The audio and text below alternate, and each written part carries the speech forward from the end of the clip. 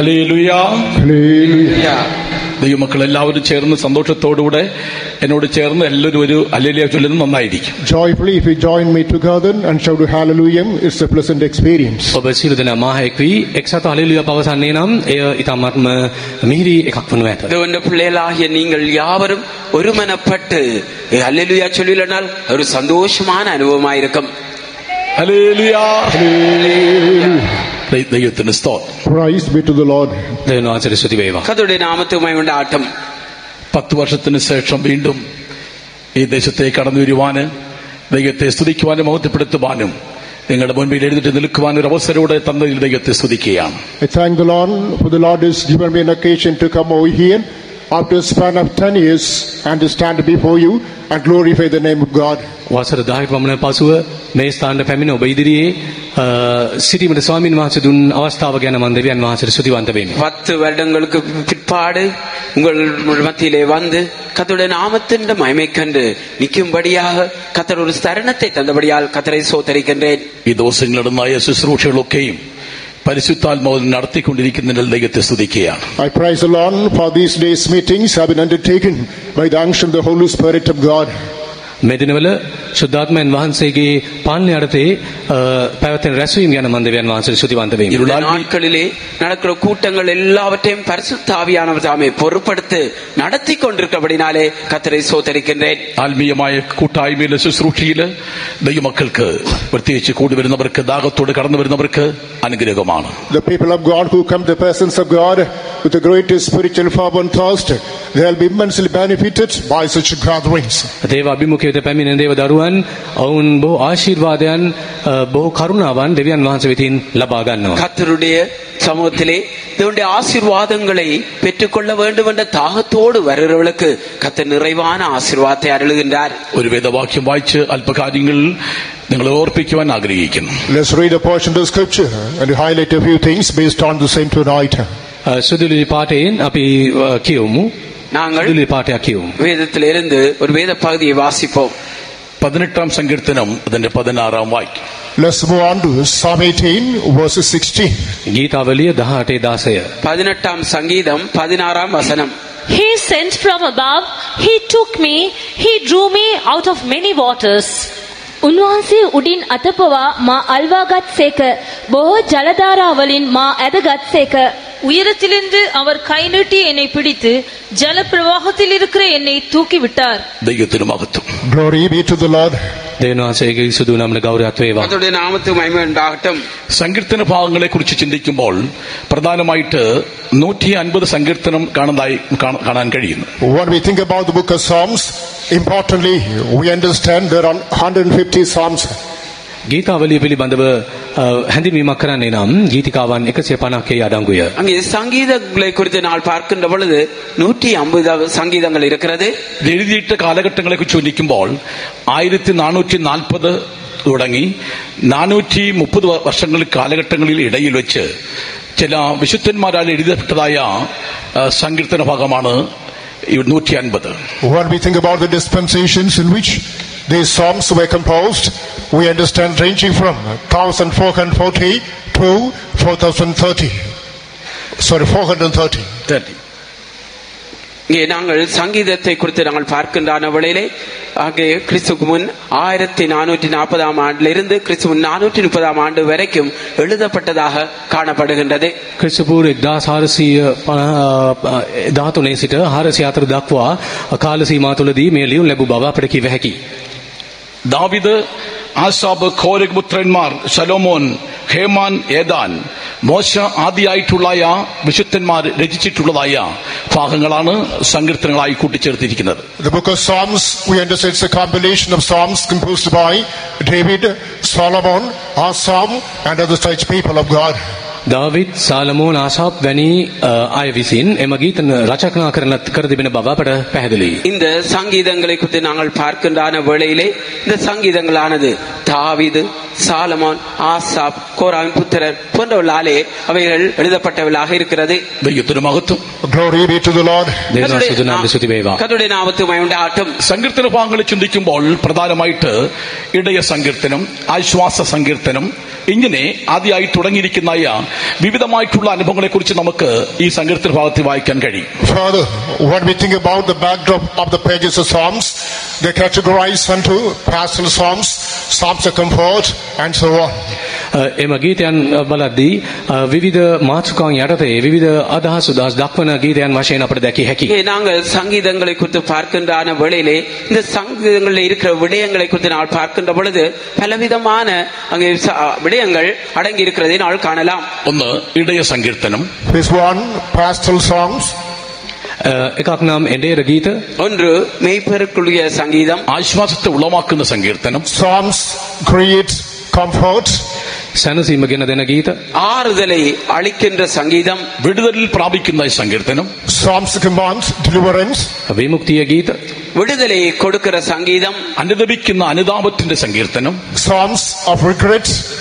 පසුතැවිල්ල ගෙන දෙන ගීත. அங்கே இரக்கங்கள் தயவுகளை வேண்டி நிற்கும் சங்கீதங்கள். സ്തുതിയുടെ സങ്കീർത്തനം. Psalms of praise. පැසසුමේ ගීත. துதிக்கின்றதான சங்கீதங்கள். നമ്മൾ ഈ സങ്കീർത്തന ഭാഗത്തിലേക്ക് നമ്മൾ തിരിയുമ്പോൾ പലവിധമായിരിക്കുന്ന അനുഭവങ്ങളെ നമുക്ക് കാണാൻ കഴിയും. When we focus on the pages of Psalms, we understand plenty of experience are constituted therein. මෙම ගීත පිළිබඳව කරුණු සලකා බලද්දී විවිධ අත්දැකීම් හුවා දක්වන බව පැහැදිලිය. இந்த சங்கீதங்களை குறித்து நாள் பார்க்கின்ற பொழுது இப்படிப்பட்ட பல்வேறு அனுபவங்கள் இணைக்கப்பட்டதா இருக்கிறதை நாள் காண்கிறோம். 18 സങ്കീർത്തനം അതിന്റെ 16 വാക്യത്തിൽ ദാവീദ് ഈ സങ്കീർത്തന ഭാഗം പാടുവാനുള്ള പ്രധാന കാരണം എന്താണ്? What are the circumstances which accompany David to sing this particular reference which is mentioned in Psalm 18 verse 16? ගීතාවල 18 David තමන්ගේ ගීතයෙන් පැහැදිලි කරන්නේ කුමක්දයි අපි සිතා බැලුවොත් இந்த சங்கீதம் 18 16 வசனத்திலே அங்கே தாவீது அதிலே அவர் விளங்கப்படுத்துவது என்னென்று நாங்கள் பார்க்கின்ற பொழுது വിവിധമായിരിക്കുന്ന ശത്രുക്കളുടെ മധ്യത്തിലും പ്രത്യേകിച്ച് ശൗൽ ആദ്യമായിട്ടുള്ള ശത്രുക്കളുടെ മുൻപിൽ നിന്ന് രക്ഷ പ്രാപിച്ചതിനു ശേഷം അവൻ സന്തോഷത്തോടുകൂടെ വിടുതലിന്റെ സങ്കീർത്തനം പാടി ദൈവത്തെ സ്തുതിക്കുന്ന ഒരു അനുഭവമാണ് ഈ 18 സങ്കീർത്തനം. After finding deliverance from wide range of enmities, particularly from the clutches of the chase of Saul, in this passage we understand he is composing this psalm. සාවුල්ගේ අතින් විශේෂ සියලු සතුරන්ගෙන්ද සාවුල්ගේ අතින්ද ස්වාමින් වහන්සේ වූ මිදූ කාල ඔහු මේ ගීතිකායේ වචන ස්වාමින් වහන්සේට කී බව සඳහන් වේ ඇත. அங்கே தாவீது பலவிதமான சத்துருக்களிலிருந்து விடுதலையாக்கப்பட்டு விசேஷமாக அங்கே சவுல் ராஜா அவனுடைய பிடியிலிருந்து பிடிக்கப்பட்ட விடுதலையாக்கப்பட்டதான வேளையிலே கர்த்தரை துதித்து எழுதுகிற சங்கீதமாயிருக்கின்றது. ദാവീദിന് മനസ്സിലായി ഉയരത്തിലൊന്നിക്കുന്ന പിതാവിന്റെ കരമാണ് എന്നെ വിടുവിച്ചത്. അതുകൊണ്ടാണ് ആ കരത്തെ അവൻ വർണ്ണിച്ചുകൊണ്ട് സ്തുതിച്ചുകൊണ്ട് ദൈവത്തെ മഹത്വപ്പെടുത്തുന്നതായി നമുക്ക് കാണാൻ കഴിയുന്നു. David came to understand it is the hand of the Heavenly Father that's above, that is stretched out and delivered him from the clutches of his enemy Saul. Wherefore, being bound by the spirit of gratitude, he is composing this psalm. ස්වර්ගීය පියාණන් ඔහුට අනුකම්පා කොට සතුරාගේ මර උගුලෙන් ඔහු මුදාගත් විටදී ඔහුගේ හදවත ගුණවන්ත කමින් පිරීතිරි ගොස් ඔහු මෙම ගීතය රචනා කළ ආකාරය අපට දැකිය හැකියි. அங்கே தன்னுடைய பரமபிதாவாகிய தேவனுடைய கரத்தினாலே மாத்திரமே எல்லா சத்துருக்களிடமிருந்தும் தான் விடுதலை ஆக்கப்பட்டேன் என்றதான அந்த அன்பின் கட்டின் நிமித்தமாக அன்பினாலே நிறைந்து இந்த சங்கீதத்தை எழுதுகிறதை நாள் காண்கிறோம். ഉയരത്തിൽ നിന്ന് കരം നീട്ടിയില്ലായെങ്കിൽ നിശ്ചയമായിട്ടും ശത്രുവിന്റെ കയ്യിൽ നിന്നും അഥവാ ശൗലിന്റെ കയ്യിൽ നിന്ന് രക്ഷപ്രാപിപ്പാൻ കഴിയില്ലായിരുന്നുള്ള ഒരു പൂർണ്ണമായിട്ടുള്ള നിശ്ചയം അല്ലെങ്കിൽ ഉറപ്പ് ദാവീദിന്റെ ജീവിതത്തിൽ ഉണ്ടായി. He has got the tangible assurance. The Father had not stretched out his hand from above. Definitely he must not have been liberated from the clutches of his enemy Saul. ස්වාමීන් වහන්සේගේ පෙම්බර හස්තය ඔහු වෙත දීව කරනු ලැබුවේ නැත්නම් සතුරාගේ මර උගුලෙන් ඔහුට ගැලවෙන්න නොහැකි වුණු බව ඔහු අවබෝධ කරගෙන තිබුණා. அங்கே தேவனுடைய அந்த பிதாவுடைய அன்பான கரம் அவனுக்காக நீட்டப்பட்டிருக்காவிட்டால் மெய்யாகவே இந்த சத்துருக்களிலிருந்து அவன் விடுதலை பெற்றிருக்கவே முடியாது. ദൈവത്തിന് മഹത്വം. Glory be to the Lord. දෙවියන් වහන්සේගේ නාමයට ගෞරවයක් கர்த்தருடைய වේවා. நாமத்துக்கு மகிமையுண்டாகட்டும். ഉയരത്തിൽ നിന്ന് കൈ നീട്ടി കര നീട്ടി എന്നെ പിടിച്ചു. He stretched his hand from above and held me. ස්වාමීන් වහන්සේ තමන්ගේ හස්තය දිව කොට මා අල්ලා ගත්සේක. கர்த்தர் உயரத்திலிருந்து தமது கரத்தை நீட்டி என்னை பிடித்து പെരുവെള്ളത്തിൽ തന്നെ വലിച്ചെടുത്തു. He drew me out of many waters. බොහෝ ජලධාරා ඔස්සේ මා ගෙන ගියසේක. ஜல பிரவாகத்தில் என்னை தூக்கி விட்டார். ദൈവത്തിന് സ്തോത്രം. Praise be to the Lord. දේවනාසේ ශ්‍රුති වේවා. கர்த்தருடைய நாமத்துக்கு மகிமையுண்டாகட்டும். എന്തിനാണ് കരം നീട്ടി കർത്താവ് പിടിക്കുന്നത്? What for does the Lord stretch out his hand and hold us? උන්වහන්සේ උඩින් අතපොවා අප අල්වා ගන්නේ කොයි අවස්ථාවේදීද? கர்த்ததாமே உங்க அவர் தம்முடைய கரத்தை நீட்டி எந்த சந்தர்ப்பத்திலே எங்களை பிடித்துக் கொள்கிறார்? പല കാര്യങ്ങൾ നമുക്കത് മനസ്സിലാക്കാൻ കഴിയുന്നു. We can understand many things from this passage. මෙම සුදුලි පාඨයෙන් අපට බොහෝ දේ ඉගෙන ගත හැකිය. இந்த வேத பகுதியிலிருந்து பல காரியங்களை நாங்கள் கற்றுக்கொள்ளலாம். ഒന്ന്, His context. මෙම සුදුලි පාඨයේ ஒன்று, පළමුව 73 സങ്കീർത്തനം 23 24 വചനം വായിക്കുമ്പോൾ Psalm 73 verses 24 and 25 when we focus on. ගීතවලි 73 24 25 පද කියා බලද්දී 73ஆம் சங்கீதம் 24 25 வாசிக்கின்ற பொழுது, Thou shalt guide me with thy counsel, and afterward receive me to glory. Whom have I in heaven but thee? And there is none upon earth that I desire beside thee. ඔබගේ මන්ත්‍රණයෙන් මට මඟ පෙන්වන සේක, පසුව තේජසට මා පිළිගන්නා සේක. ස්වර්ගයෙහි ඔබ හැර මට ඇත්තේ කවුද? පොළොවේහිද ඔබ හැර මා ආශා කරන කිසිවෙක් නැත. உம்முடைய ஆலோசனையின்படி நீர் என்னை நடத்தி முடிவிலே என்னை மகிமையில் ஏற்றுக்கொள்வீர். பரலோகத்தில் உம்மை அல்லாமல் எனக்கு யார் உண்டு?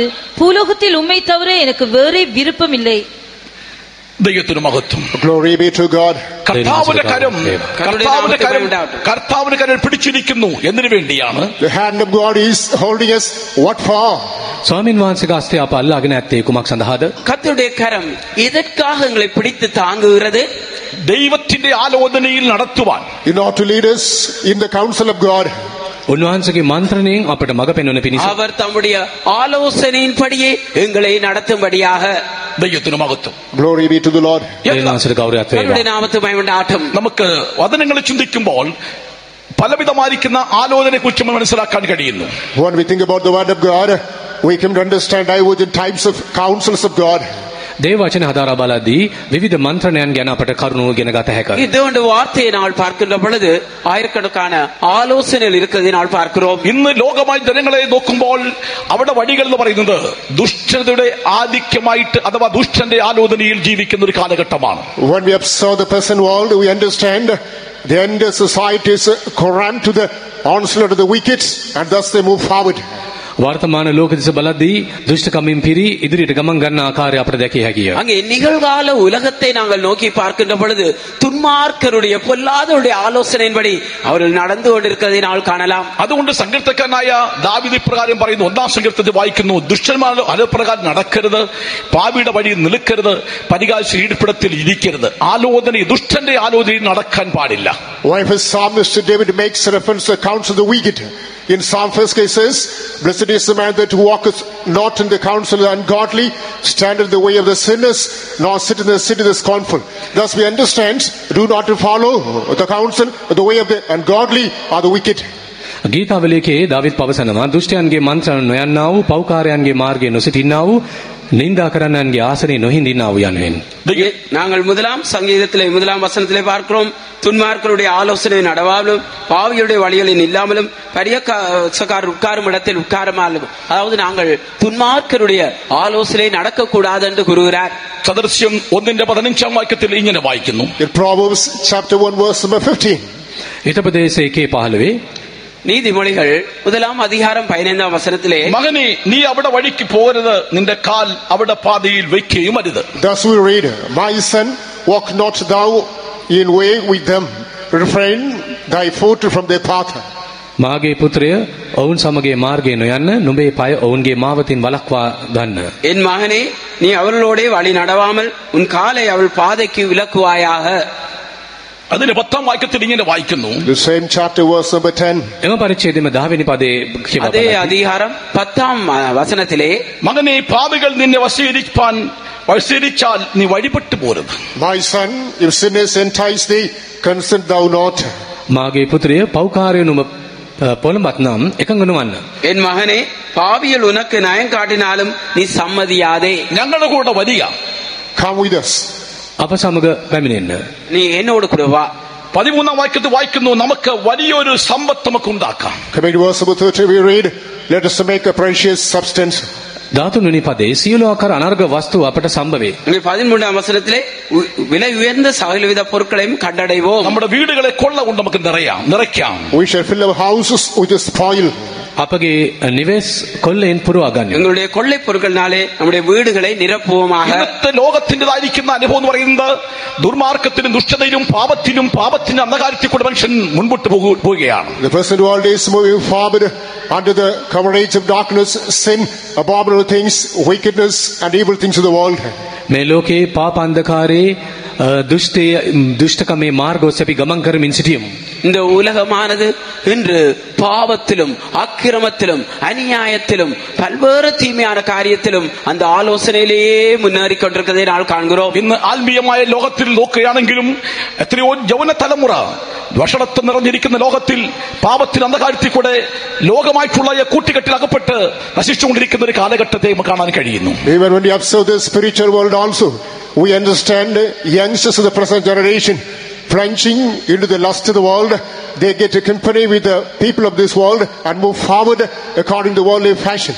වර්තමාන පරපුර ගැන සිතා බලද්දී ඔවුන් ලෞකික ජනයා සමග විවිධාකාර තෘෂ්ණාවලට ඇලී ගැලී ලෞකික විලාසිතා අනුගමනය කරමින් විනාශයේ මාර්ගයේ ගමන් කරමින් සිටින බව පැහැදිලිය. நாங்கள் இன்றைக்கு ஆவிக்குரிய உலகத்தில் இருக்கிற வாலிபர்களை பார்க்கின்றவர்களே கூட அவர்களும் கூட இந்த உலகத்துடைய பாவ வழிகள் லௌகிக வழிகள் இவைகளுக்கு அடிமைப்பட்டு மூழ்கி ஜீவிக்கின்றதை நாள் காண்கிறோம். അതുകൊണ്ടാണ് 24 വാക്യത്തിൽ ഇങ്ങനെ വായിക്കുന്നത്.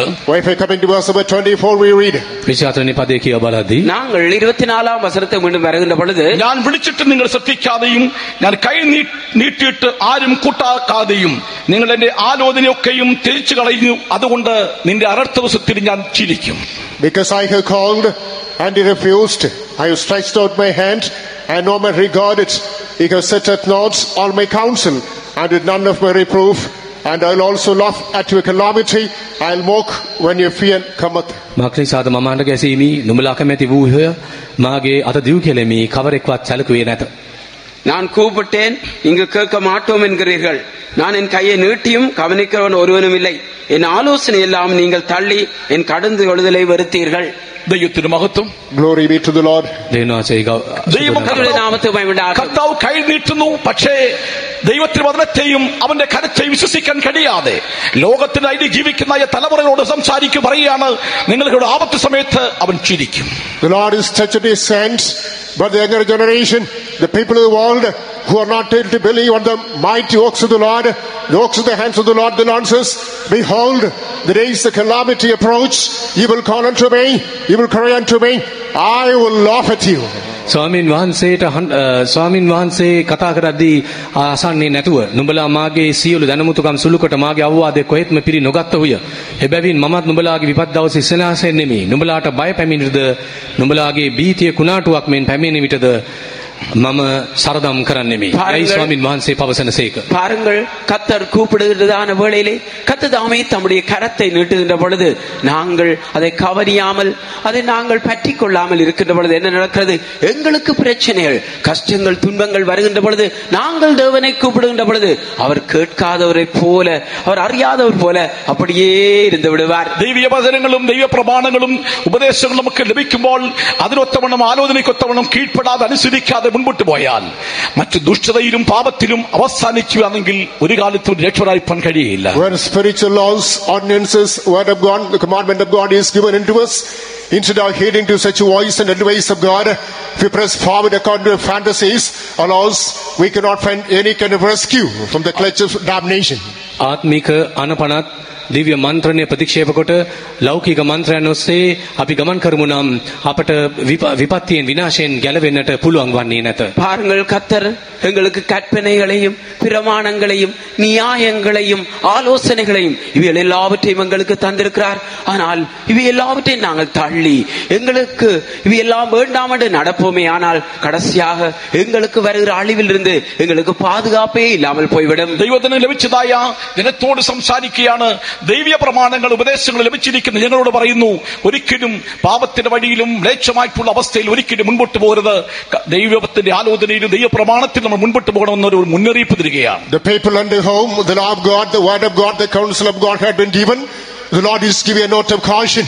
ignoring, negating the commandment of God, do not move forward lest you should be plunged into desolation. දේව මන්ත්‍රණය ඉගැන්වීම උපදේශය අප දෙනු ලැබෙන දේව ප්‍රතික්ෂේප කොට අපගේ මාර්ග ඔස්සේ ගමන් කරන්නෙමු නම් විනාශය පිළිබඳ අංගවීමක් කර තිබෙනවා. கர்த்தர் எங்களுக்கு கொடுத்திருக்கிற நியாயங்கள் நீதிகள் ஆலோசனைகள் எல்லாவற்றையும் நாங்கள் செய்து அதிலே முன்னேறி செல்லாமல் நாங்கள் அவைகளை தள்ளிவிடுவோமானால் நியாய தீர்ப்பு வைக்கப்பட்டிருக்கிறது. സദൃശ്യം 12:15 വാക്യത്തിൽ ഇങ്ങനെ വായിക്കുന്നു. Proverbs chapter 12 verse number 15. හිතපදේශ 12:15 நீதிமொழிகள் 12ஆம் அதிகாரம் 15ஆம் வசனம். ഭോഷന്റെ വഴി അവന് ചൊവ്വായി തോന്നും, ജ്ഞാനിയോ ആലോചനയിൽ നടക്കുന്നു.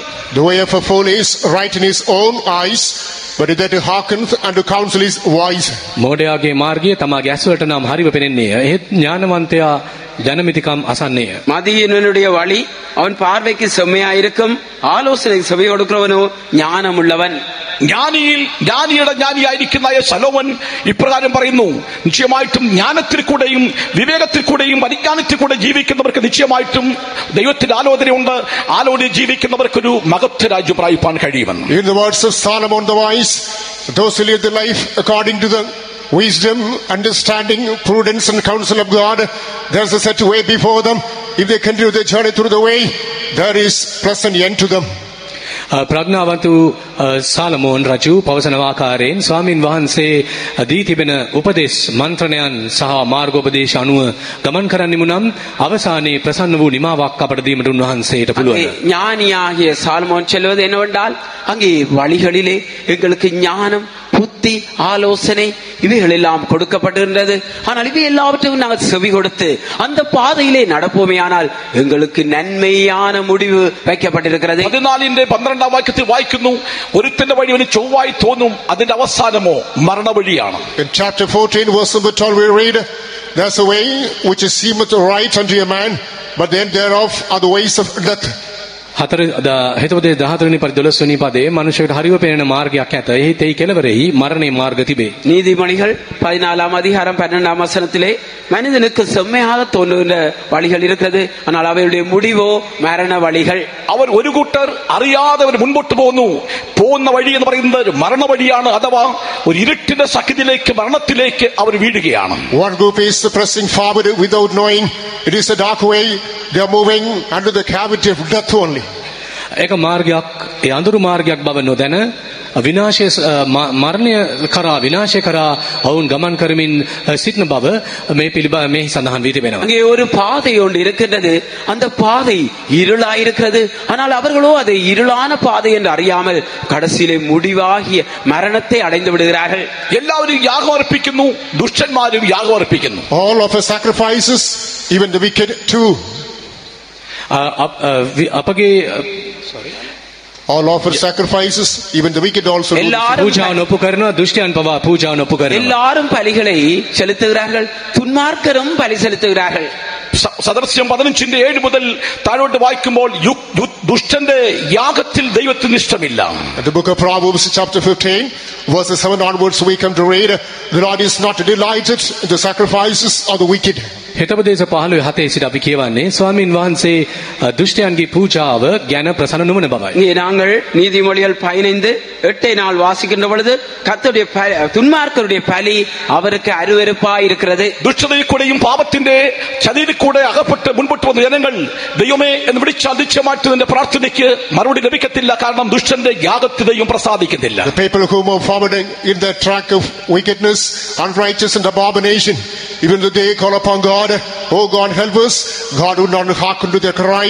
He will not help because the Lord is not delighted in the sacrifice of the wicked. දුෂ්ටයන්ගේ පූජාව ගැන ස්වාමින් වහන්සේ ප්‍රසන්න නොවන නිසාත්, ඒ පිළිකුලක් වන නිසාත් ඔවුන් කොයිතරම් ස්වාමින් වහන්සේ අමතා යාඥා කළත් පිළිතුරු බලාපොරොත්තු විය නොහැකි. துன்மார்க்கருடைய பலியிலே கர்த்ததாமே பிரியம் இல்லாதபடினாலே அவர்கள் எவ்வளவுதான் அவர்கள் கர்த்தரை நோக்கி கூப்பிட்டாலும் கர்த்தர் அவருடைய துன்மார்க்க வழியில் அருவருப்பான பாவ வழிகள், அநீதியான வழிகளிலே சென்று கொண்டிருக்கிறபடினாலே அந்த ஜெபத்துக்கு கர்த்தர் உத்தரவளிக்க மாட்டார். സമൂഹത്തിൽ നിനക്ക് വിലയും നിലയും ഉണ്ടായിരിക്കാം, സമൂഹം നിന്നെ ആദരിച്ചേക്കാം, എവിടെ നിനക്ക് സ്ഥാനമാനം ലഭിച്ചേക്കാം. പക്ഷേ നീ പാപത്തിന്റെ അന്ധകാരത്തിൽ കൂടെ ജീവിച്ച് മുൻപോട്ട് വന്ന കാലത്തോളം ദൈവത്തിന് മുൻപിൽ നിന്റെ സ്ഥാനമില്ല, നിന്റെ യാഗത്തിൽ ദൈവം പ്രസാദിക്കുന്നില്ല. Perhaps you might be an outstanding personality in the society.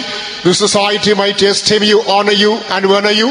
But if you do not go according to the path of God, the Lord is not delighted in your sacrifice. සමාජයේ කැපිපෙනෙන පුද්ගලයෙකු වී හැකි, ගෞරවය කීර්ති නාමය දිනාගත් පුද්ගලයෙකු වී හැකි. නමුත් ස්වාමින් වහන්සේගේ මාර්ග ඔස්සේ ඔබ ගමන් කරන්නේ නැත්නම් ස්වාමින් වහන්සේ ඔබ ගැන ප්‍රසන්න වන්නේවත් ඔබට ආශිර්වාද කරන්නේවත් නැත. நீங்கள் தாமே சமுதாயத்திலே உயர்ந்த அந்தஸ்து உள்ள ஒருவர் நபராய் காணப்படலாம், சமுதாயம் உங்களை அங்கீகரிக்கின்றதாக காணப்படலாம். ஆனாலும் கூட நீங்கள் கர்த்தருடைய வழிகளிலே நடக்காவிட்டால் கர்த்தருடைய பலியை அங்கீகரிக்க போறதில்லை. ഉദാഹരണമായി ചിന്തിച്ചാൽ, For instance, උදාහරණයක් වශයෙන් உதாரணமாக ഒന്ന് രാജാക്കന്മാരുടെ പുസ്തകം 12-ാം അധ്യായത്തിന്റെ 10 മുതൽ വായിക്കുമ്പോൾ, coming to 1 Kings chapter 12 verse 10 onwards, පළවෙනි රාජාවලිය පළවෙනි පරිච්ඡේදයේ 12 වෙනි පදයේ සිට 15. முதலாம் ராஜாக்கள் 12ஆம் அதிகாரம் 10ஆம் வசனத்திலிருந்து பார்க்கின்ற பொழுது, സലോമോന്റെ മരണത്തിന് ശേഷം രെഹബയാം രാജാവായിട്ട് വരുന്നു. after the death of Solomon, Rehoboam became the king. සාලමෝන් රජුගේ මරණයෙන් පසු சலமானுடைய ராஜாவுடைய மரணத்துல ரெகோவாம் ராஜாவாக රෙහෝබෝවාම් රජ බවට පත් වුණා. യെരൊബെയാമും കൂട്ടർ ജനങ്ങളും രെഹബയാമിന്റെ അടുക്കൽ വന്നിട്ട് ഇപ്രകാരം സംസാരിക്കുന്നു. Jeroboam and his followers come unto Rehoboam and say, ரெஹோபோவாம் சஹோගේ ආනුගාමිකයන් ෂෙකෙම්ට ගිය බව කියා තිබෙනවා. அங்கே ரெகோவாமும் அவருடைய பின்பற்றவர்களும் வந்து என்ன சொல்கிறார்கள்? നിന്റെ പിതാവ് അഥവാ സലോമോൻ ഞങ്ങൾ ഭരണം നടത്തിയപ്പോൾ നമ്മൾ വളരെ വേദന ഉണ്ടാക്കി, കഷ്ടമായിരുന്നു, ഞെരുക്കമായിരുന്നു, പീഡയായിരുന്നു. ആ അവസ്ഥയിൽ നിന്നൊക്കെ ഒരു വിടുതൽ ഞങ്ങൾക്ക് ഉണ്ടാക്കി തരണം എന്നുള്ള ആ അനുഭവം ലഭിച്ചു കേട്ടപ്പോൾ ഞങ്ങൾക്ക് നല്ല വർത്തമാനം ലഭിക്കണം എന്ന് പറഞ്ഞപ്പോൾ രെഹബയാം ഇപ്രകാരം പറഞ്ഞു, 3 ദിവസം കഴിഞ്ഞിട്ട് നിങ്ങൾ എനിക്ക് വരാൻ പറഞ്ഞു. and he came and said that during the regime, during the days of our father Solomon, we were repressed, suppressed and oppressed. Even still, the bitter memories are haunting us, and therefore you have to open a new way. You must open a new news for pleasantness. Now this man says that you come after 3 days. තමාගේ පියා වූ සාලමෝන්ගේ රාජ්‍ය සමයේ අනේක විද වද හිංසා පීඩනයන්ට ගොදුරු වූ බවත් දැන් ඒ සඳහා එම නිසා අලුත් මාර්ගයක් විවර කොට අලුත් ආරංචියක් ගෙනෙන පරිදි ක්‍රියා කළ යුතුයයි පැවසූ යුතුයි. දවස් 3කට පසු පැමිණෙන ලෙස කීවා. இஸ்ரவேல் சபையார் ரெகோவாமை நோக்கி, உம்முடைய தகப்பனார் எங்களை பாரமான சுமையை எங்கள் மேல் ஏற்றினார், பலவிதமான கஷ்டமான சூழ்நிலைகளை போனோம், அதனுடைய வேதனையை துயரத்தை இப்பொழுதும் கூட நாங்கள் அனுபவித்துக் கொண்டிருக்கிறோம். ஆகையால் காரியங்களை இலவாக்கும் என்று கேட்டதான வழியிலே நீங்கள் போய் 3 நாளைக்கு பிற்பாடு வாருங்கள் என்று கூறப்பட்டது. രെഹബയാം തന്നോട് അല്ലെങ്കിൽ ഉള്ളായ ആ സലോമോനോട് കൂടെ ഉണ്ടായിരുന്നായ പിതാക്കന്മാരോട് അല്ല വയോധികന്മാരോട് ആലോചന ചോദിച്ചപ്പോൾ വയോധികന്മാർ പറഞ്ഞു, നല്ല വാക്ക് പറഞ്ഞാൽ അവർ എന്നും നിങ്ങൾക്ക് ദാസനായിരിക്കും എന്നുള്ളായ ആ മെസ്സേജാണ് ലഭിച്ചത്.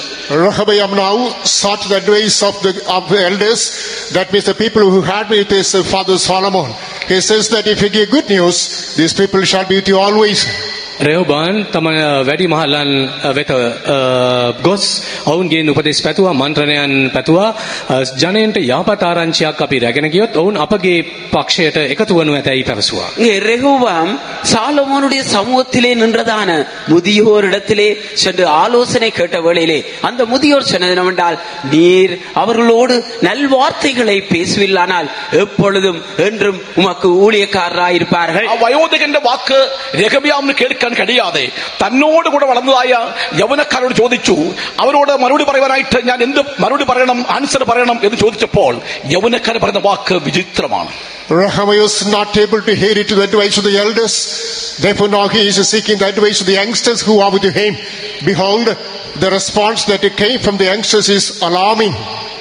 රෙහෝබෝවාම් වැඩිමහල්ලන්ගේ උපදෙස් ලබනවා වෙනුවට තරුණයන්ගේ උපදෙස් ලබා ගත්තා. එය මදක් අප විය ගන්වන සුළුය. அங்கே அவன் ரெகோவாம் என்ன செய்தான்?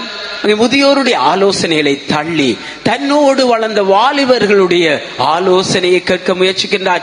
அந்த ஆலோசனையினாலே ஆபத்து வருகிறதை நான் காண்கிறோம். യൗവനക്കാർ പറഞ്ഞ വാക്കെന്താ അറിയാമോ? And what are the statements and advice given by the youngsters? තරුණයන් විසින් දෙනු ලැබූ අවවාදය කුමක්ද? இந்த வாலிபர்களாலே கொடுக்கப்பட்ட ஆலோசனை என்ன?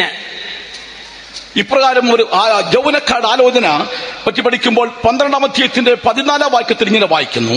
In chapter 12 verse number 14 we get the advice given by the youngsters. 12 පද 13 පදේ තරුණයන් දුන් දැනුමුතුකම් අපිට දැකිය හැකියි. முதலாம் ராஜாக்கள் 12ஆம் அதிகாரம் 14ஆம் வசனத்திலே வாலிபர்களால் கொடுக்கப்பட்ட ஆலோசனையை நாங்கள் பார்க்கிறோம். And spake to ഞാൻ them, നിങ്ങളുടെ നുകത്തിന് ഭാരം കൂട്ടും, നിങ്ങൾ ചമ്മട്ടി കൊണ്ട് പിതാവ് ദണ്ഡിപ്പിച്ചെങ്കിൽ ഞാൻ തേളുകൊണ്ട് ദണ്ഡിപ്പിക്കും. കക്ഷതയുടെ മൂർധന്യാവസ്ഥയിൽ യൗവനക്കാരുടെ വാക്ക് കേട്ട ശേഷം അതേ വാക്ക് രഹബയാം യെരോയാമിനോടും ജനത്തോടും സംസാരിക്കുന്നു. അതാണ് യൗവനക്കാരുടെ കൂട്ടുകെട്ട്, തെറ്റായിട്ടുള്ള കൂട്ടുകെട്ടിലുള്ള വാക്കുകളും ജനത്തെ ഭയപ്പെടുത്തുന്ന പേടിക്കുന്ന ഒരു അനുഭവം കാണാൻ കഴിയുന്നുണ്ട്. My father made a yoke heavy and added to a yoke. My father also chastised you with whips, but I'll chastise you with the scorpions. Now this man hates to advise the youngsters, and thereby the response that he gives to the people, it is terrific, it is spellbinding and horrendous. තරුණයන්ගේ දැනුම කිරීම හැටියට ඔවුන්ට කතා කොට මාගේ පියාණන් නුඹලා පිට බර වියගා තැබුවාහ. නමුත් මම නුඹලාගේ වියගා තව වඩා බර කරන්නෙමි. මාගේ පියාණන් කසවලින් නුඹලාට දඬුවම් කළාහ. මම වනායි ගෝනුස්සන්ගේ නුඹලාට දඬුවම් කරන්නෙමි කීවේය. இங்கே ரேகுவாம் தாப்பன்மாருடைய என்னுடைய தாப்பன் உங்கள் மேல் நுகத்தை பாரமாக்கினார், நான் உங்கள் நுகத்தை அதிகமாக பாரமாக்குவேன். தாப்பன் உங்களை சவுக்களினால் தண்டித்தார், நான் உங்களை தேள்களினால் தண்டிப்பேன். இவ்வாறு வாலிபர்களுடைய இந்த ஆலோசனை கேட்டபடினாலே அங்கே குழப்பமும் கலக்கமும் ஆபத்துமாய் போய்விட்டது. അതാണ് തെറ്റായിട്ടുള്ള ആലോചന. That is a erroneous advice. ඒ ඔහුට දෙන්න ලැබූ වැරදි මන්ත්‍රණය. அது ஒரு தவறான ஆலோசனையாயிருக்கின்றது. രഹബയാമിന്റെ കൂട്ടുകെട്ട് യൗവനക്കാരോടെ ആയിരുന്നു. Rehoboam got befriended with the youngsters.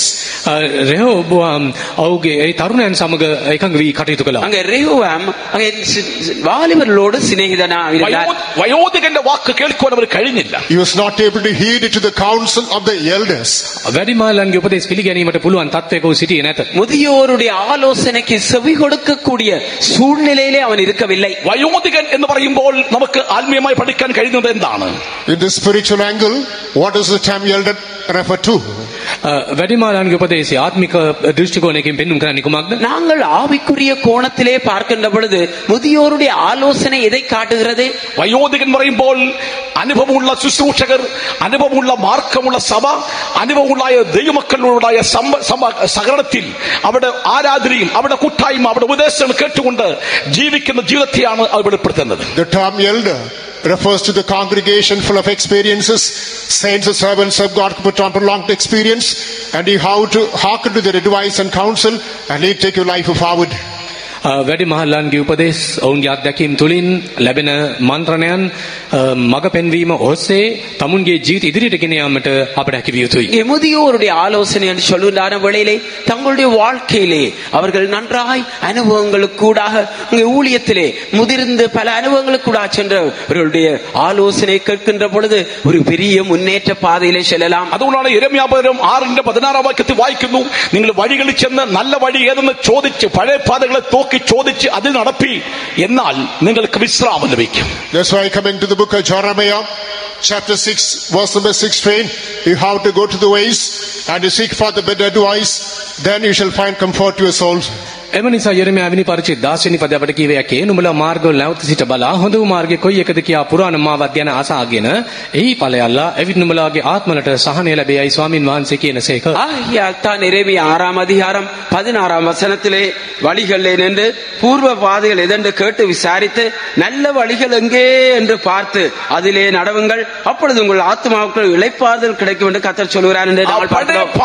പഴയ പാത എന്ന് പറയുമ്പോൾ പിതാക്കന്മാരുടെ വഴി അല്ലെങ്കിൽ വയോധികന്റെ പാത അല്ലെങ്കിൽ അപ്പോസ്തലന്മാരുടെ പാത അല്ലെങ്കിൽ ശ്രേഷ്ഠമായ ഉപദേശമുള്ള സഭ, അതാണ് നമുക്ക് കാണാൻ കഴിയുന്നത്. You have to ask for the older paths.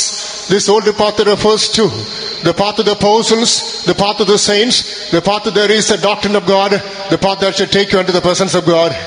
පුරාණ මාවතන අදහස් වන්නේ පුරාතනයන්ගේ මාර්ගය, ප්‍රේරිතයන් ආදී පියවරුන්ගේ මාර්ගය, එය අප සැනසීම කරා ගෙන යයි.